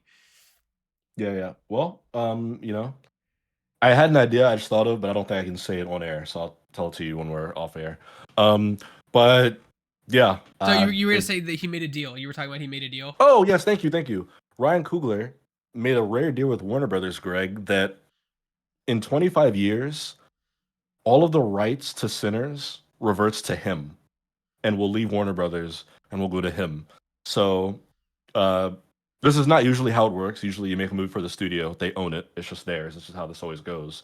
Um, but this is kind of created a bit of a stir because this is not normal. I think Tarantino's done it for some of his movies, but outside of him and some of those like prestige directors, you don't really see that. But Warner Brothers kind of released a statement about it because people were trying to, all the Hollywood elite types are like, oh, this is going to be bad for studios if they just start giving the rights to movies to all the filmmakers. But Warner kind of came out and said that, like, one, Ryan Coogler had a very competitive pitch for this movie. There were other studios that would have given him this deal if we didn't do it. And then also they think that it'll be mutually beneficial because, I mean, at the end of the day, 25 years from now, Sinners will have made all its money. I mean, maybe somebody will be buying a DVD for $1.99 somewhere, but probably not. It'll have done its theatrical run. It'll have been re-released. It'll have done all the things. But I just thought that was cool that, I mean, it's going to take 25 fucking years, but Ryan Coogler is going to own the movie. Like, it won't be a studio thing. It'll be his to do whatever he wants with, whether it be sequels, remake, or if he wants to put it on a VHS tape, if he wants to have the characters show up in a cartoon, if he just wants to put a billboard outside of his house, whatever he wants. I think that's cool that he has a deal, that's starting to become a thing, or at least something that a director like him could do. I think is pretty cool. That's more transparent than I think Hollywood's been in decades too. Like the fact that's really interesting information because they never talk about the pitch. They never talk about the the behind the scenes process of how this works and negotiations and the bullshit that people have to go through and how tough it is. Because everyone I've interviewed that talks about making a movie says it's like the most finicky thing ever. You have to worry about timing and money and budget, and you have to pitch and you have to pitch again. You have to and you have to deal with actors and egos and all this other shit, and it's really difficult. And nobody gets a free ride. Maybe Spielberg gets a free ride, but like he's like one of the only people in the world who could get away with that. So like, yeah, it's really cool they did this and with an original idea. Like his first major film was an IP, right? It was Creed, but that was his first big thing he did, right? Wait, he did Fruitvale Station, which wasn't got like him an IP. Creed, right? It was like a biopic, yeah. And then after that, he gets Creed. Right. And then after Creed was Black Panther. No, that's right. He did do the first Black Panther. That's right. He does. He did the second one as well. He did Wakanda Forever. And then the man's on a roll. Yeah, I popped in here really like the Kool-Aid man. Hey. What's up, Danny? I don't know I don't know if my cameras will mess up things. No, you're fine. But come in and tell your piece. Well, yes, I saw Sinners this week, and there you go. It is quite the experience on its own. But man, like I want to give credit to Ryan Coogler as well for actually taking the time to break down the differences when it comes to the film formats and such like that, because that really sold people on actually seeing it in IMAX. You rarely see that kind of shift and change being a thing. And it was one of those too, where I felt like it had a major impact on the box office side in comparison. IMAX is for selling out. Out here in Chicago, like folks were buying tickets for like 10 a.m. showings and stuff for this movie. Afternoon matinees, all that, just based off of the word of mouth. It's one of those rare occasions where word of mouth actually sells really well too. And I think that, that combination, plus the strong marketing, plus the team being who they were, pretty much all of that turned into a major thing together. The combination of all three happening at the same time, it had a major effect on like the audience. A lot of my friends were basically in round 2 or 3 of seeing this film by the time I got to the start of the week. They had saw it multiple times the same weekend. So that kind of strength from the social end, everything else in between, was a huge effect. To the point at which WB, who usually doesn't do much of listening to anyone when it comes to their film rollouts, they're actually rolling it out again. I was like, whoa, okay. Like, another week in IMAX?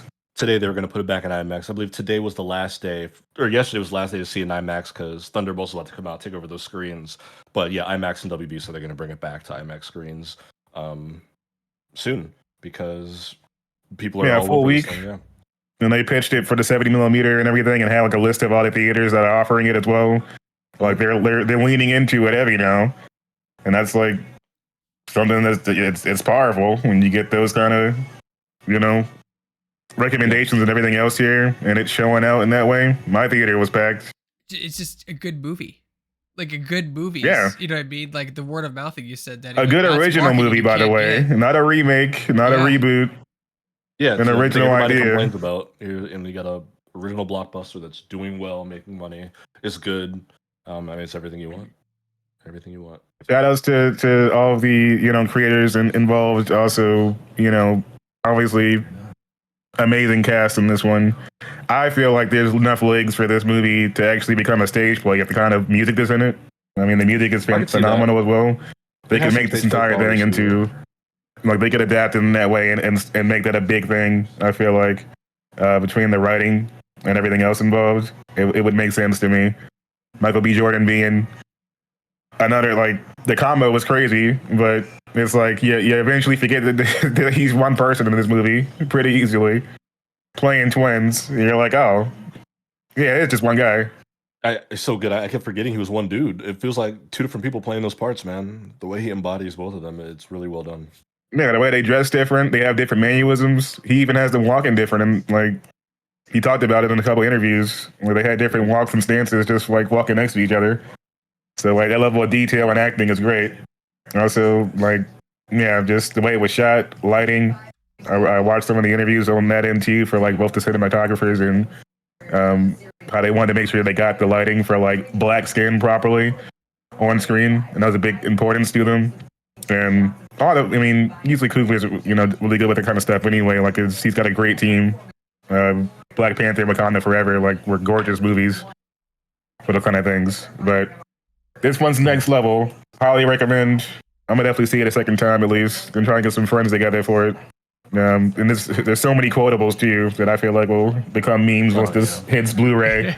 they'll be chopping those up in the GIFs and everything for sure. Yeah, this thing's gonna get a whole nother like lifespan once it's on home video because, like you said, I mean, all the clips and funny moments from this movie, which there are no shortage of. I gotta learn an Irish Jagger, so get a little some footstepping going. Learn some dance moves. Mm-hmm. Yeah, I've listened to the soundtrack. I got a couple of songs I've added to my playlist. It's quite good, quite good. But phenomenal movie, man. It's just a phenomenal movie. While we're in the review segment, I do want to open it up and ask Greg if he had any thing he wanted to watch. I know he was catching up with some stuff while he was sick. Any shows or movies you want to get into here? Greg, is Greg frozen? Yeah, I've been watching the 3rd season of Wheel of Time. Okay. Which is based on a series of books that are... Greg is indeed frozen. Oh, I am. Can you still hear me, or am I frozen? We hear you. Yeah, we hear you. Oh, I am frozen. Oh, well. I'm just going to have that stupid look on my face. There you go. So look at insight and intrigue. It's fine. Against our control. Yeah, because I don't think I can come back because OBS is season again. Anyway, so Wheel of Time. It's its 3rd season. The first 2 seasons were really phenomenal. It's based on a series of books. I believe they're like the books were in the double digits. You guys, so like there's like 11, 12, or 13 books. So there's a lot of books. I haven't read the books. One of my wife's friends has read the books, likes the show, but like just like anyone who reads the books, they leave a ton of stuff out. But he's enjoying the show, so he's my one person who's telling me the books that says he enjoys the show. It's an Amazon production, so goddamn, do they throw money in production? Like the whole thing is like nothing gets me more pumped for a movie than like world building, and I feel like season 1, 2, and 3 of this show, including the production designer, should get every Academy Award in the world. Like, every new place they go to feels so different in terms of like the style, the people, the architecture. Like, they make you feel like, oh, in this part of the world, here's how these people evolved. In this part of the world, here's the culture here. Like, each part they go to seems so unique, and like the show is just so well done in terms of like character development and like journey movies. Like I would compare it to like Lord of the Rings. Very Lord of the Rings is. They're all going on a journey, right? Or even like Avatar, Donovan, because this guy Rand is the Avatar, essentially. The Avatar, okay. He is. So like if you guys have never seen the first 2 seasons, they're all available on Amazon Prime. But it's a world that takes place where it's a fantasy world where there are wizards that they call Idasai. Oh, okay. I'm gonna botch the name. But like they control this thing called the One Power, and it's basically magic. It's basically magic, and we're discovering, who can control it, the specialties of the magic, how the world works with it, how like it has like moments of Dragon Age where like the Aes Sedai, that's what they call the Aes Sedai, have a tower, and they don't have power, like they don't have political power, but they exist, and the magic's really powerful, so they have their own order, and the kings and queens around the area, you know, they have to work with them, and they, you know, and kind of understand like what they do and how they work, and their democracy. There's different ranks, there's different colors like that represent their specialties, like yellow's healing, blue is like spies and like information, like white is like lawyers, browns are like historians, reds are like police officers. So like they have this whole hierarchy, and that's just part of it. Like the whole world expands and they go to different areas. And this whole season, if you haven't seen the other 2 seasons, it just expands even more. You go to different cultures and see different societies and how they function, and how either how great their society is or how fucked up it is. We went to a brand new location this season where like they trade children for like currency. So like it's like, and it's pretty fucked up. But like we've been to other places where like the Ariel are like these super noble like ninja warriors that like they're a warrior culture, and like they're super honorable, and they have all these really cool quirks and these things about their religions, and their it's such a beautifully designed show. It's I can't get enough of it. We're saving the last episode for Friday, and we're in the season finale. We loved every single second of it, and had a great diverse cast. A lot of unknowns in the cast. The Moraine, the lead actress, she plays. She's been in some stuff. We recognized her before, but a lot of just like true actors. You know what I mean? I've never seen before in this show, and I'm sure they've done little things. John. A fun fact: the girl from Harry Potter who plays Cho is in it. Man, Cho's hanging us, that's such a yeah, it's just small. So like, it's just really cool. I mean, like like I said, I think you guys would really like it. Super diverse cast. All the Aes Sedai most of the Aes Sedai have guardians called wardens that they take with them to like help them protect them while they channel and do spells. Just and that's just like the tip of the iceberg. Like it just gets so deep and interesting with all the characters and the culture and the world building, and goddamn do I love me world building, and the show just does it in spades because it has to. This is a world that we've never seen before, really. And it's funny because at the end of the first season they do flashbacks of 3,000 years in the past, and it's actually kind of futuristic, so it gets really weird. So then you start asking your questions like, oh, is the one power like actual magic, or is it science? Like how does this work? So it's kind of interesting. But yeah, highly recommend it. Yeah. Highly recommend it. All 3 seasons are out. It has not been renewed for a 4th. The showrunners are hopeful. Obviously, it's a very expensive show just by the production of it, like most of these things are, and they're waiting to see how it does, I think, before they sign for a 4th season, or they're taking these 1 season at a time because they're expensive. But highly recommend it's Amazon. They should be able to take care of that. Oh, dude, it's so good. And like I said again, I gotta give props for such a diverse cast. They got such a diverse cast of all people and colors. It's fantastic. It's just great to see, and like it's just a great show. Just a fantastic show. I can't speak highly enough. That's a hard recommendation. You talked about enjoying that show before. I've heard good things about it. I know people dig the source material too, so good for you, and good for a show and streaming. Even making it to 3 seasons, that alone is a triumph. So. I mean, the production's huge, dude. Like they're going, like they're filming all over Europe, like they filmed in Croatia. I've been to Croatia. They film it all over the place. They definitely like Amazon puts all the budget in production. Period. They just do. You know what I mean? Like they're not wasting money on Vin Diesel or Chris Pratt. You know, they're like, nope, the money's going to be put into costume design and sets and location shooting. And there are visual effects in here, but it's usually with the one power. And if they do use green screen, it's really hard to tell. They might be doing that IMAX Star Wars thing where it's green screen, and I can't tell because that stuff's really hard to tell. But I mean, most of the stuff has been actual sets, as far as I could see with my eye. I mean, it's probably a mix, if I had to guess. Yeah. X-Men's right. Yeah, there are a lot of fantasy shows at Amazon right now. This is a Greg-ass show, though. I mean, there's nothing you love more than an immersive fantasy world, and that's exactly what this is. Yeah, exactly what it is. Yeah. Amazing. Do you have anything else you want to jump into on there? Anything else you've seen, good sir, while you were rehabbing from your illness? In the back. Did you see anything else? This is what I was born to do. I mean, I see the things, but. Well, what was terrible? Did you see something that was awful? Like that game last night, but Oh, but, that was horrible. That was bad. yeah, no, I've been catching up on some stuff, on some decent horror and stuff too, and watching some interviews and stuff like that too. I got around to some Daredevil action, which I've been catching up on. Oh yeah, Obviously, yeah. the Last of Us has also been traumatizing as usual. So those those are two heavy ones, but hey, good performances all around as well. I'm glad to see like some element of the Marvel Television run still coming together in some way, and it paying off with the cast and the actors involved. I know they want to try and bring together some form of the Defenders again. Well, we'll see if anything like that happens, but Season 2 will be interesting of that show. yeah, like there's definitely like room to go for it there and make it work. I'm curious to see kind of how I'm hearing that the things about Thunderbolts and stuff like that, but there's also less pressure on Thunderbolts. I feel like in comparison to some of the other MCU related stuff, like you need more of like the Fantastic Four to hit and that kind of thing in comparison. So curious to see where it goes. But I watch a lot of like true crime and stuff like that lately.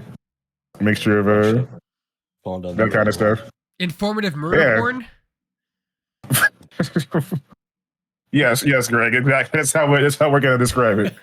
But yeah, there's like because you got your your documentaries and that kind of stuff that are well shot and well received, and you got like your Lieutenant Joe Kendas and such. We'll go into more detail about their 40 years of detective history and that kind of thing.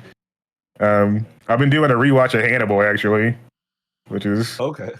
One for Hannibal is if you've been enjoying some of the other things around here, it's definitely worth the time. It's one of my favorite shows. That's the prequel, right? When he's like younger and where he works. Is that? Yeah, I'm actually right on my bookshelf here is the art and making of Hannibal. I got recently. Oh shit! Yes, the show is that beautiful. It's beautifully shot. That I had to pick up a book with that artwork and everything else in between. Like with Hannibal and some of the other, it's basically before. It's based more so on the first, like Manhunter and then that kind of stuff before Silence of the Lambs, where they had Hugh Graham involved and he was solving cases, trying to catch other serial killers, and he was reaching out to Hannibal Lecter as his advisor, basically, to try and get into the criminal mind without knowing that he's also a serial killer eating people. So you get them playing cat and mouse. There's also romance involved as well in the mixture there. It was one of the shows that was like people were trying to have problems with because they were, elements of, gay romance and stuff in the mixture too, between Hugh's character and Hannibal. And mixtures of that, playing into the storyline. But it went into 3 different seasons, and it was another show that was really expensive to shoot, but it was running on NBC of all places. I feel like we were in the age of streaming service where we are now, where there's a lot more range for that stuff. I think it would have survived long enough to have the kind of run that like a Dexter or that kind of thing would have had, because Dexter comes back every couple of years. It just won't die. That show is revived like 5 times. Prequel, spin-offs, reboots, yeah, like just on everything. Showtime, Paramount Plus, etc. But it was like the combination, everything was just so right for Hannibal at the time. The first 2 seasons are beautiful television. It's one of the big things is that it's older. It's been around for a while, right? Yeah, I want to say like when was Hannibal on NBC? I want to say that was maybe like it's going close to 10 years. I feel like at least. Yeah, 2013. So yeah, it's been over 10 since the show aired. But it had like a quality cast. Obviously, Mads Mikkelsen's in there. You had Lawrence Fishburne playing Jack Crawford. The head of the department and everything like that. And 3 seasons, about 40 episodes. And like once you're in for things of season 1 and 2. It picks up and you're it's not an easy binge, but it's an entertaining one. for sure. But one of the big things about the show was the tableaus. So they had like an entire kind of um, they would show off different serial killers or how they would put together um, different murder sets and stuff like that. And Hannibal would also play with that on his own too, and you'd see elements of that and mixtures of the murder scenes and that kind of thing.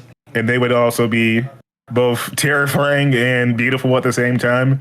One of the big ones was they go to a abandoned area and they find a giant empty well, like the bottom of a well, basically, or a massive like water tank, and it's full of dead bodies that are aligned perfectly to look like a human eye, and the camera zooms out and it looks like an iris.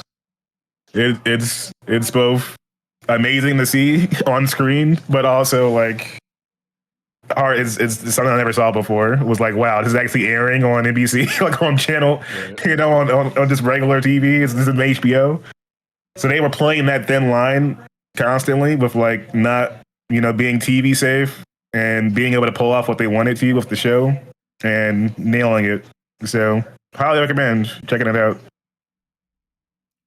Okay. I'll add it to my backlog. I just watched The Silence of the Lambs for the first time like Oh. last year. So Well, yeah, this is right I'm up a your little late alley. now.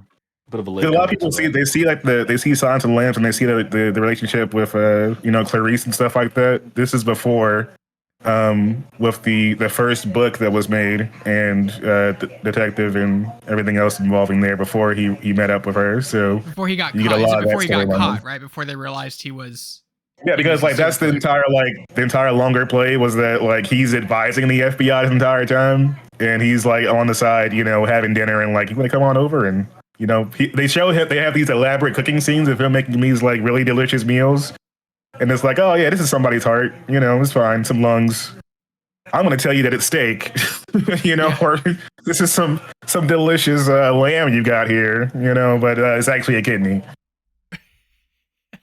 Yeah, he invites like people over like from the detective agency and stuff like that, and he's cooking these delicious meals, and they make it all look so great. Yeah, those movies Oh, yeah. were always the movies that I saw. They're always like on the cusp of like detective noir, but like a disturbing scene. They got a little messy toward like the sequels. They got a little more actiony than I thought they needed to be, but they're definitely like film noir. Like they definitely are that detective kind of true crime thing that you like.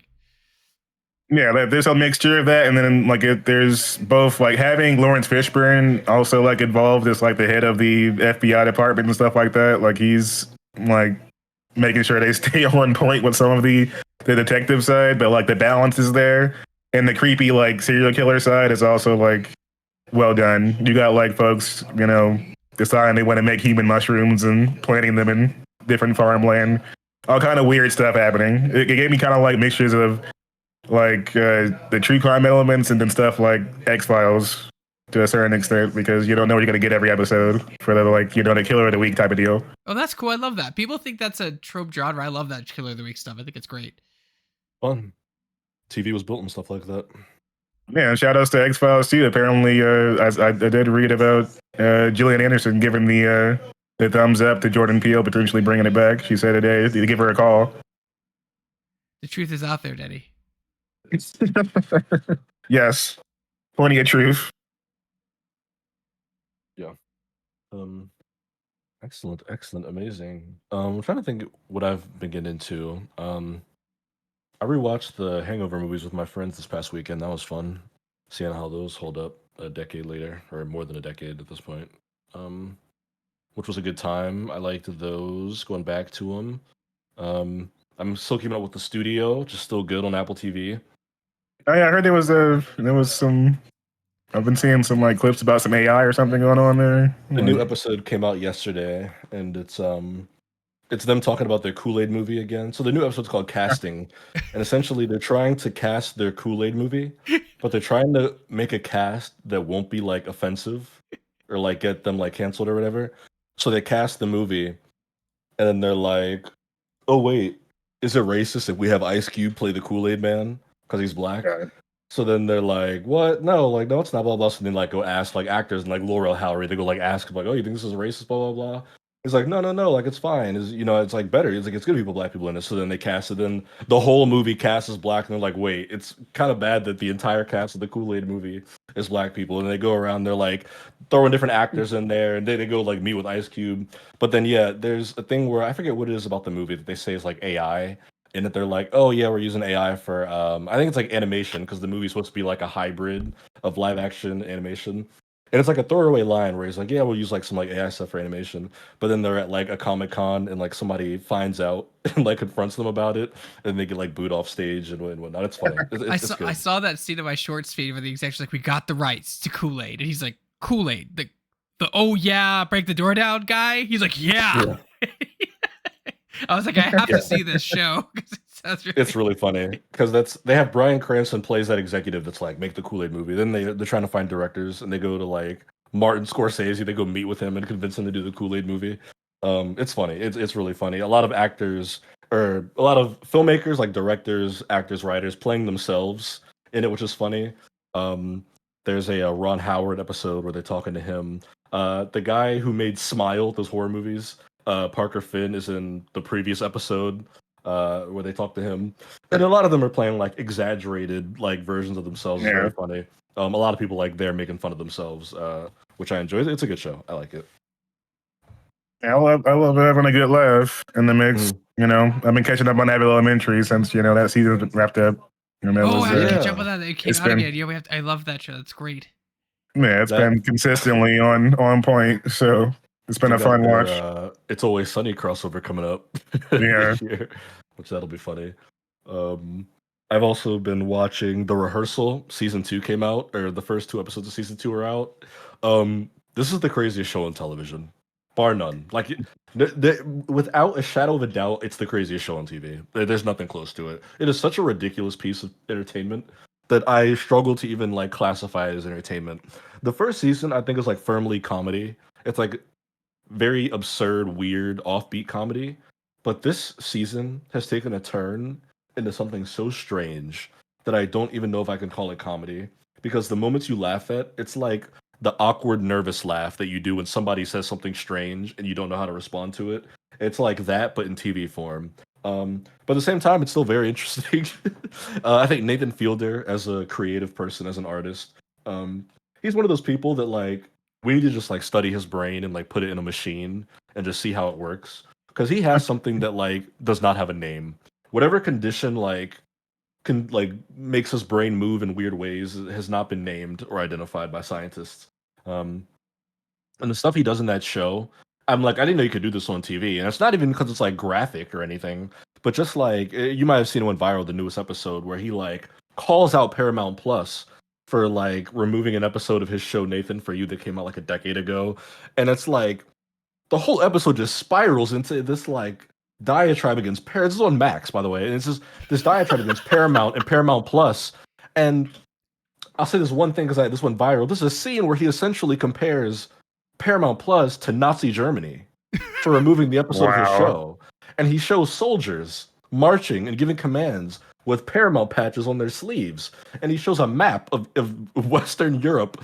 And instead of being like red for Nazis, it's blue for Paramount. And he shows it infecting all of Europe. And he's like, with complete monotone and absolutely zero emotion or concern on his face, is just like, yeah, they removed my episode, blah, blah, blah, for what they said was like offensive anti-Semitism. But I think it's actually more anti-Semitic that they've removed my episode. He talks about it and he goes and confronts somebody who works at Paramount. And I'm like, this is on WB's, this is on HBO Max. I was like, what are we doing? David Allen's like, yes, whatever. Staff it. We're doing everything different. And he's just offhand comments about how, like at the time when this happened, Paramount was actually airing my show The Curse with Emma Stone, which hasn't been renewed for season 2 yet. And you're watching, and you're like, that show's not getting fucking renewed now, dude.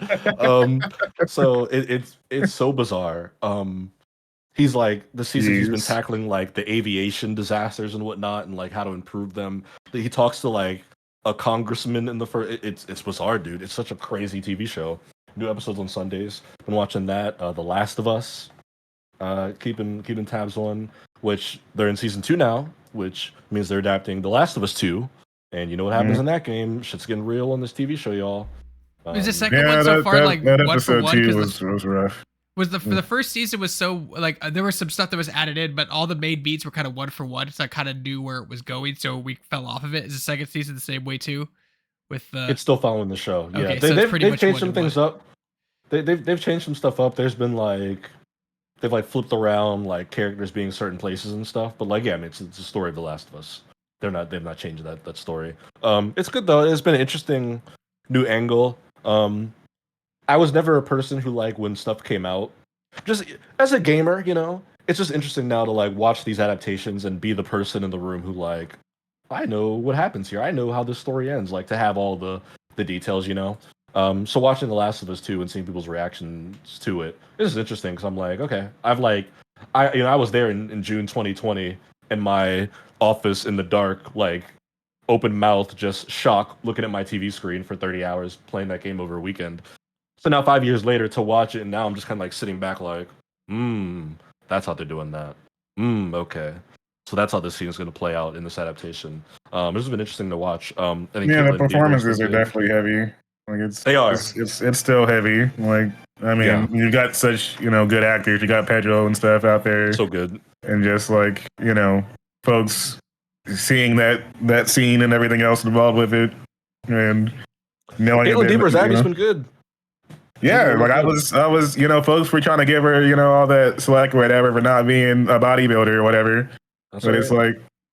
like, yeah, she brought the intensity for, the opening of the season, the last couple episodes here. And like, the way they had the flashbacks and stuff like that and bringing the audience back into things from last season that they may have forgotten how things ended. I thought was handled pretty well. And just, showing off like Also, with that. Isabella Merced plays Dina in the show, and she's phenomenal. Dina was my favorite Yeah. character in The Last of Us Part 2, and she might be the best new addition to this cast in season 2. She's so good in the show. But I just wanted to give her that shout out. But yeah, enjoying The Last of Us. I think that's everything I've been watching. I'll have a Thunderbolts review next week. I'm gonna go see that tonight. Oh, okay. So, yeah, I'll I'm talk trying to about that. decide if I want to go hop and see it or not this weekend. Mhm. Yeah, You know. I got a buddy who wanted to go check it out, so we're gonna go. Actually, there won't be a show next week. I'll be in Boston at PAX East. You will be Yeah, watching. so- I'll have to call in Denny and host the show that way. Yeah, you're right. Yeah, I can't say there won't be a show, but I won't be here next week. I'll be at PAX East, so in 2 weeks I'll give my Thunderbolts review. Yeah.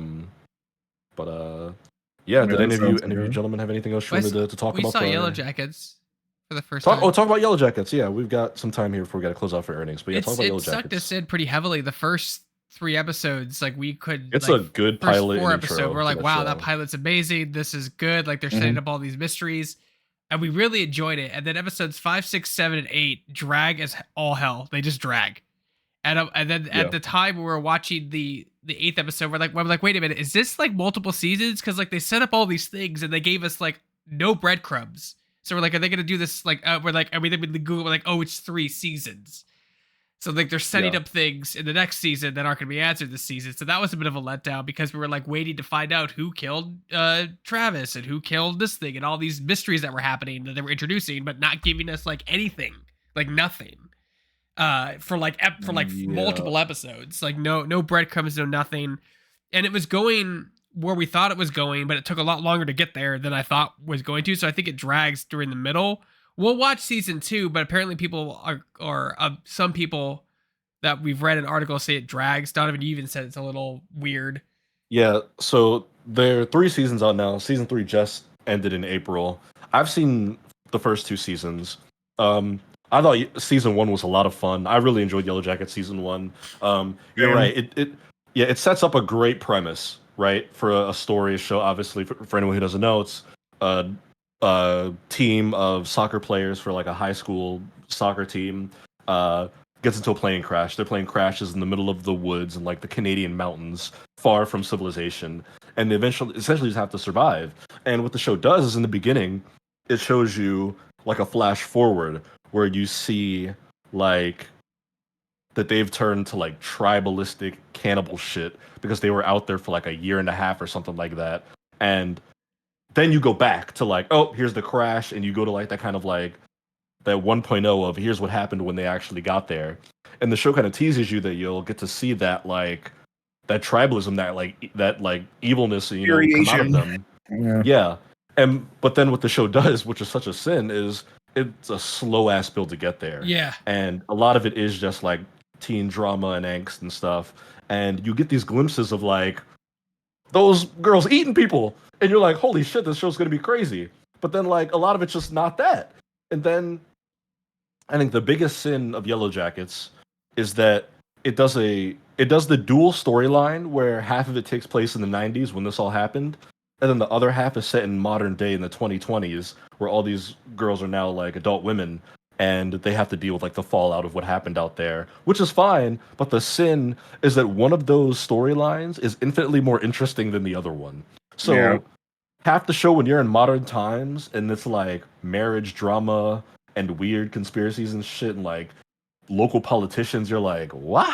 It's like some of that stuff is like, you in some episodes you're just waiting to get back to the wilderness. You want to see what the hell's happening out there because obviously they're doing the thing where they allude to things. They don't say things outright in modern times because they'd spoil the surprises, you know? Yeah. So, like, maybe there's a character who conveniently just doesn't show up in the 2020s, and then you find out in, like, the old times that, oh, yeah, that person died or went missing.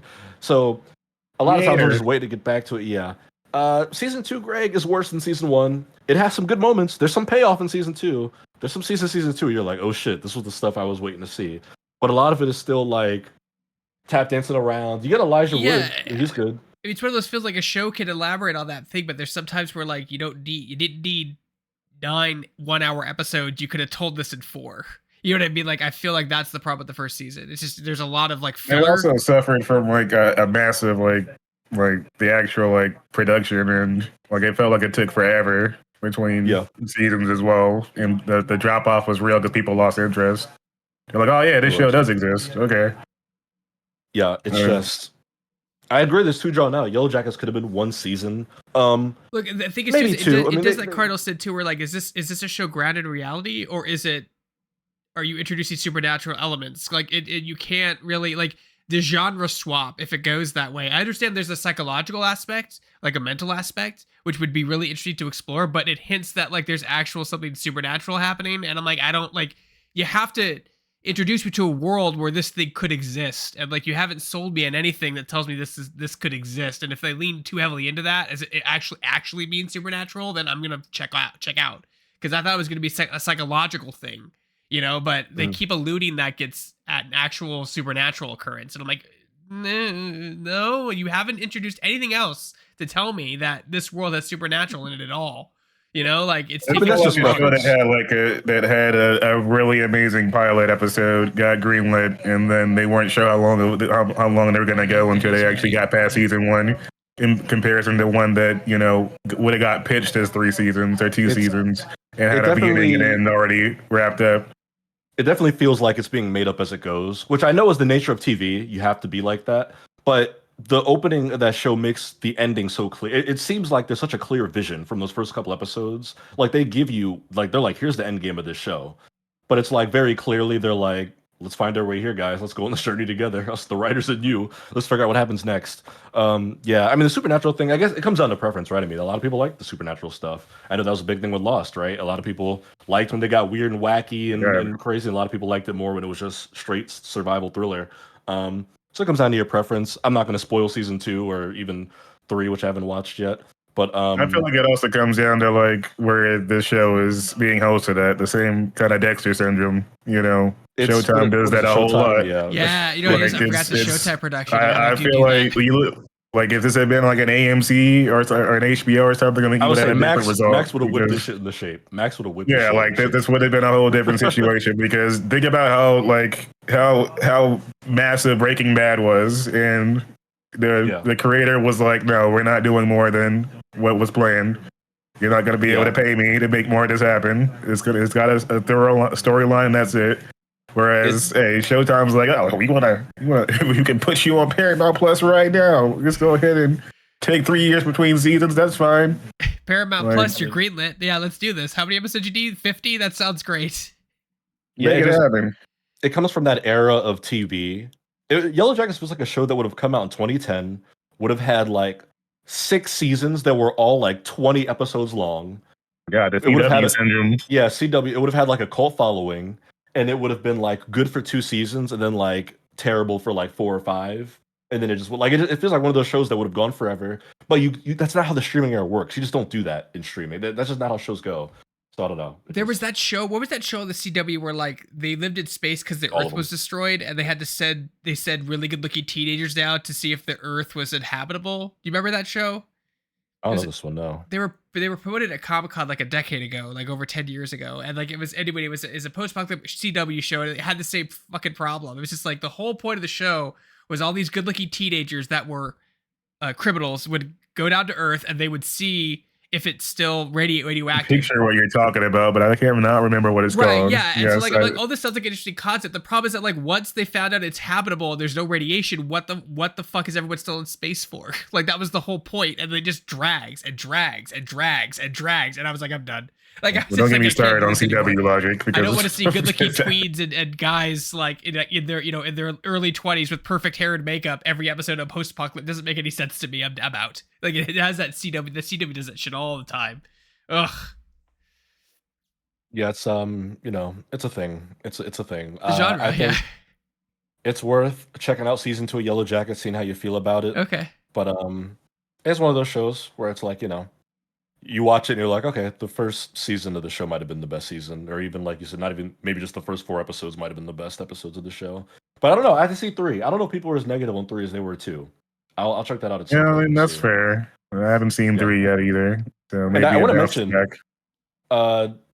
regardless of what we say or feel about Yellow Jackets, the cast of this show has been like prescient. Like whoever cast this show, Oh, they're great. has, Yeah, like, the acting's great. Mhm. they've handpicked a lot of like modern stars. Like you got Ella Purnell, who is great, and she's now Fallout's now her big thing, but she was in Yellow Yeah. Jackets before Fallout. She's in Arcane. She's in all sorts of stuff. Jasmine Savoy Brown, me being a Scream fan, she's Mindy in the modern Scream movies. Sophie Thatcher was just in Companion. She's like the main girlfriend in Companion. Like Yellow Jackets has like picked a lot of these had a lot of these young women who are now having these big careers 2 or 3 years before they got their breaks. So it's a good cast of characters. Kudos to them for retaining them for now 3 seasons. Obviously they've got Christina Ricci in there playing like one of the older members, Melanie Linsky. She was in Last of Us last season. It's a damn good cast, which is kind of at this point what's keeping this show going is people just love the actors in it, so they show up to see them kind of play these deranged soccer players. But yeah, I don't know how much further that's going to take them. Oh, I do want to shout out just in general. We've got a pretty solid age in horror happening right now. We got some big drops recently, and it's still like not even summer yet. So it's a good time to be a horror fan. There's plenty of variety. Did And either of you guys see the Lady of the Front Yard, the A24 horror movie? Woman in the Yard. No, I haven't. No, that was Really? going to I've be just not for like seen 2 it. weeks. My friend did say that they were highly disappointed, so I don't know if it was good. It had a solid trailer, but I've not heard good things about the follow through. Donovan, you're like a huge A24. I thought you were gonna go to the theaters. It's A24 and horror. Like that's 2 check boxes. Let me say somebody 24. I like a lot of A24 movies, and I respect what they do as a studio. A24 puts out a lot of bad movies. A lot. I like them. Hereditary, Midsummer, all that stuff. What's the Uncut Gems? They put out some great movies. Some of the best movies, in fact, the last like 15, 20 years. They put out a lot of random fucking bullshit too. Like, they just put out the Jen Ortega, Paul Rudd, Death of a Unicorn movie. That for me to South by Southwest. I was at South by where that movie premiered, and at film festivals, people love gassing up new movies because they're excited to see them first. And even then, people were like, that shit was kind of mid. Opus, Iowa Debris, who we love, from The Bear, that came out earlier this year. People watched that movie and was like, what the fuck is this? Baby Girl came out on Christmas. I went and watched that over winter break with Nicole Kidman. Mediocre. And I like Helena Rain, but that movie was just eh. Now, of course, it's like for every Baby Girl or Opus or whatever, they'll give you Heretic. I liked it quite a bit. The Brutalist was good. I got a Best Picture nomination. So they do put out good movies, but A24 is super like flip flop these days. A new When the A24 lightning movie, strikes, it strikes heavy. But yeah, but they've left their like period where every movie they made felt like event viewing back in like the Hereditary, Ari Aster days. Like they put out a lot of like random fucking bullshit these days. Even Y2K, I watched the first half of a couple weekends ago, and I was like, this shit sucks ass. So yes, the Woman in the Yard was an A24 movie, but unfortunately, that's not enough to guarantee a Was it theatrical viewing for me. It said I also heard was it this was whatever. A24 distribution and then Blumhouse production? Because it said Blumhouse. I may be wrong. I thought it was A24. Blumhouse is yeah, no. Oh, is this Blumhouse? It's not even Blumhouse. A24? I think it's. I'm watching the trailer. I'm watching the Well, trailer. Blumhouse is even worse. Yeah, that's Blumhouse just also- a Yeah, that's whole other true. level. I was like, I didn't remember A24 being in charge of this one, but Blumhouse puts out Yeah. a lot of bad movies. Which again, I'm not mad at them. I appreciate someone taking swings, put out original stuff. That's great. Well, But the only one that I'm Blumhouse seeing name is right not now enough. that has been getting some of that kind of radar is that movie Weapons that got announced. Oh my god. Can I say I'm so excited for Weapons that I did a very selfish thing and I did not put it on our run of show because I don't want to watch the trailer for it. I'm sorry. I don't want to know anything else about that movie. I saw the poster and I heard the synopsis, the one sentence thing. It's the guy Yeah. who directed Barbarian, Zach Mhm. Kreger, which was an amazing movie. 2022, I think that came out, one of the best movies of that year. I will be seeing this movie. It's August, comes out, I believe, August 15th. I cannot fucking wait for Weapons. Weapons has basically moved up the list for most horror fans It's- once they it's- heard that oh my God. news because for context for Greg, Jordan Peele made a pitch for this movie. He actually tried to get this movie under their production studio and everything else here, and he offered $38 million for this script. And they lost the bid, and he fired his managers that same day. He was so upset he didn't get access to this movie. So Yeah. that tells you how confident they are about this one. Yeah, but I mean, yeah, like Danny said, it shows you how good this is going to be. I'm excited for it. Essentially, Greg, it's about a class of school children go missing in the middle of the night in like a small town, and then chaos ensues. That's all I know about it. I don't want to know a single other that word of sounds detail about that movie. Yeah, because Yeah, the I'm gonna lady check in the that out. yard. I mean, I just watched the trailer. And she's deaf. It's so obvious and apparent that it's death. It's just death, I mean, and like they're you all said, dead, and it's she's just- coming for them. That's what they already died. They're dead. My friend said that like the trailer made it look better than it is, Yeah. and that it felt like it was going to be quality TV action. So Quality TV. I don't know. I haven't seen it to I haven't either. verify. That's my guess. but That she's deaf. I'm putting my money on Weapons being a banger in comparison because I like the synopsis and description. It being specifically said that the children leave their homes in the synopsis. It says that these children leave their homes in the middle of the night. It doesn't say they're taken. It says all of these children leave their homes and aren't seen again. So there's weird, interesting stuff happening there, and it ain't the only thing happening apparently. So. Yeah, so looking forward to that. I'll be talking about in the show a bunch when it comes out.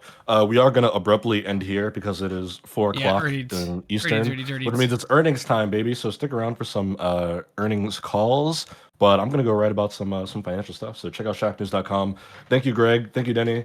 Axeman in the chat, appreciate you as always. And we're gonna catch you guys on the next one, which might be next week, but definitely in 2 weeks if not. Peace out. Oh yeah.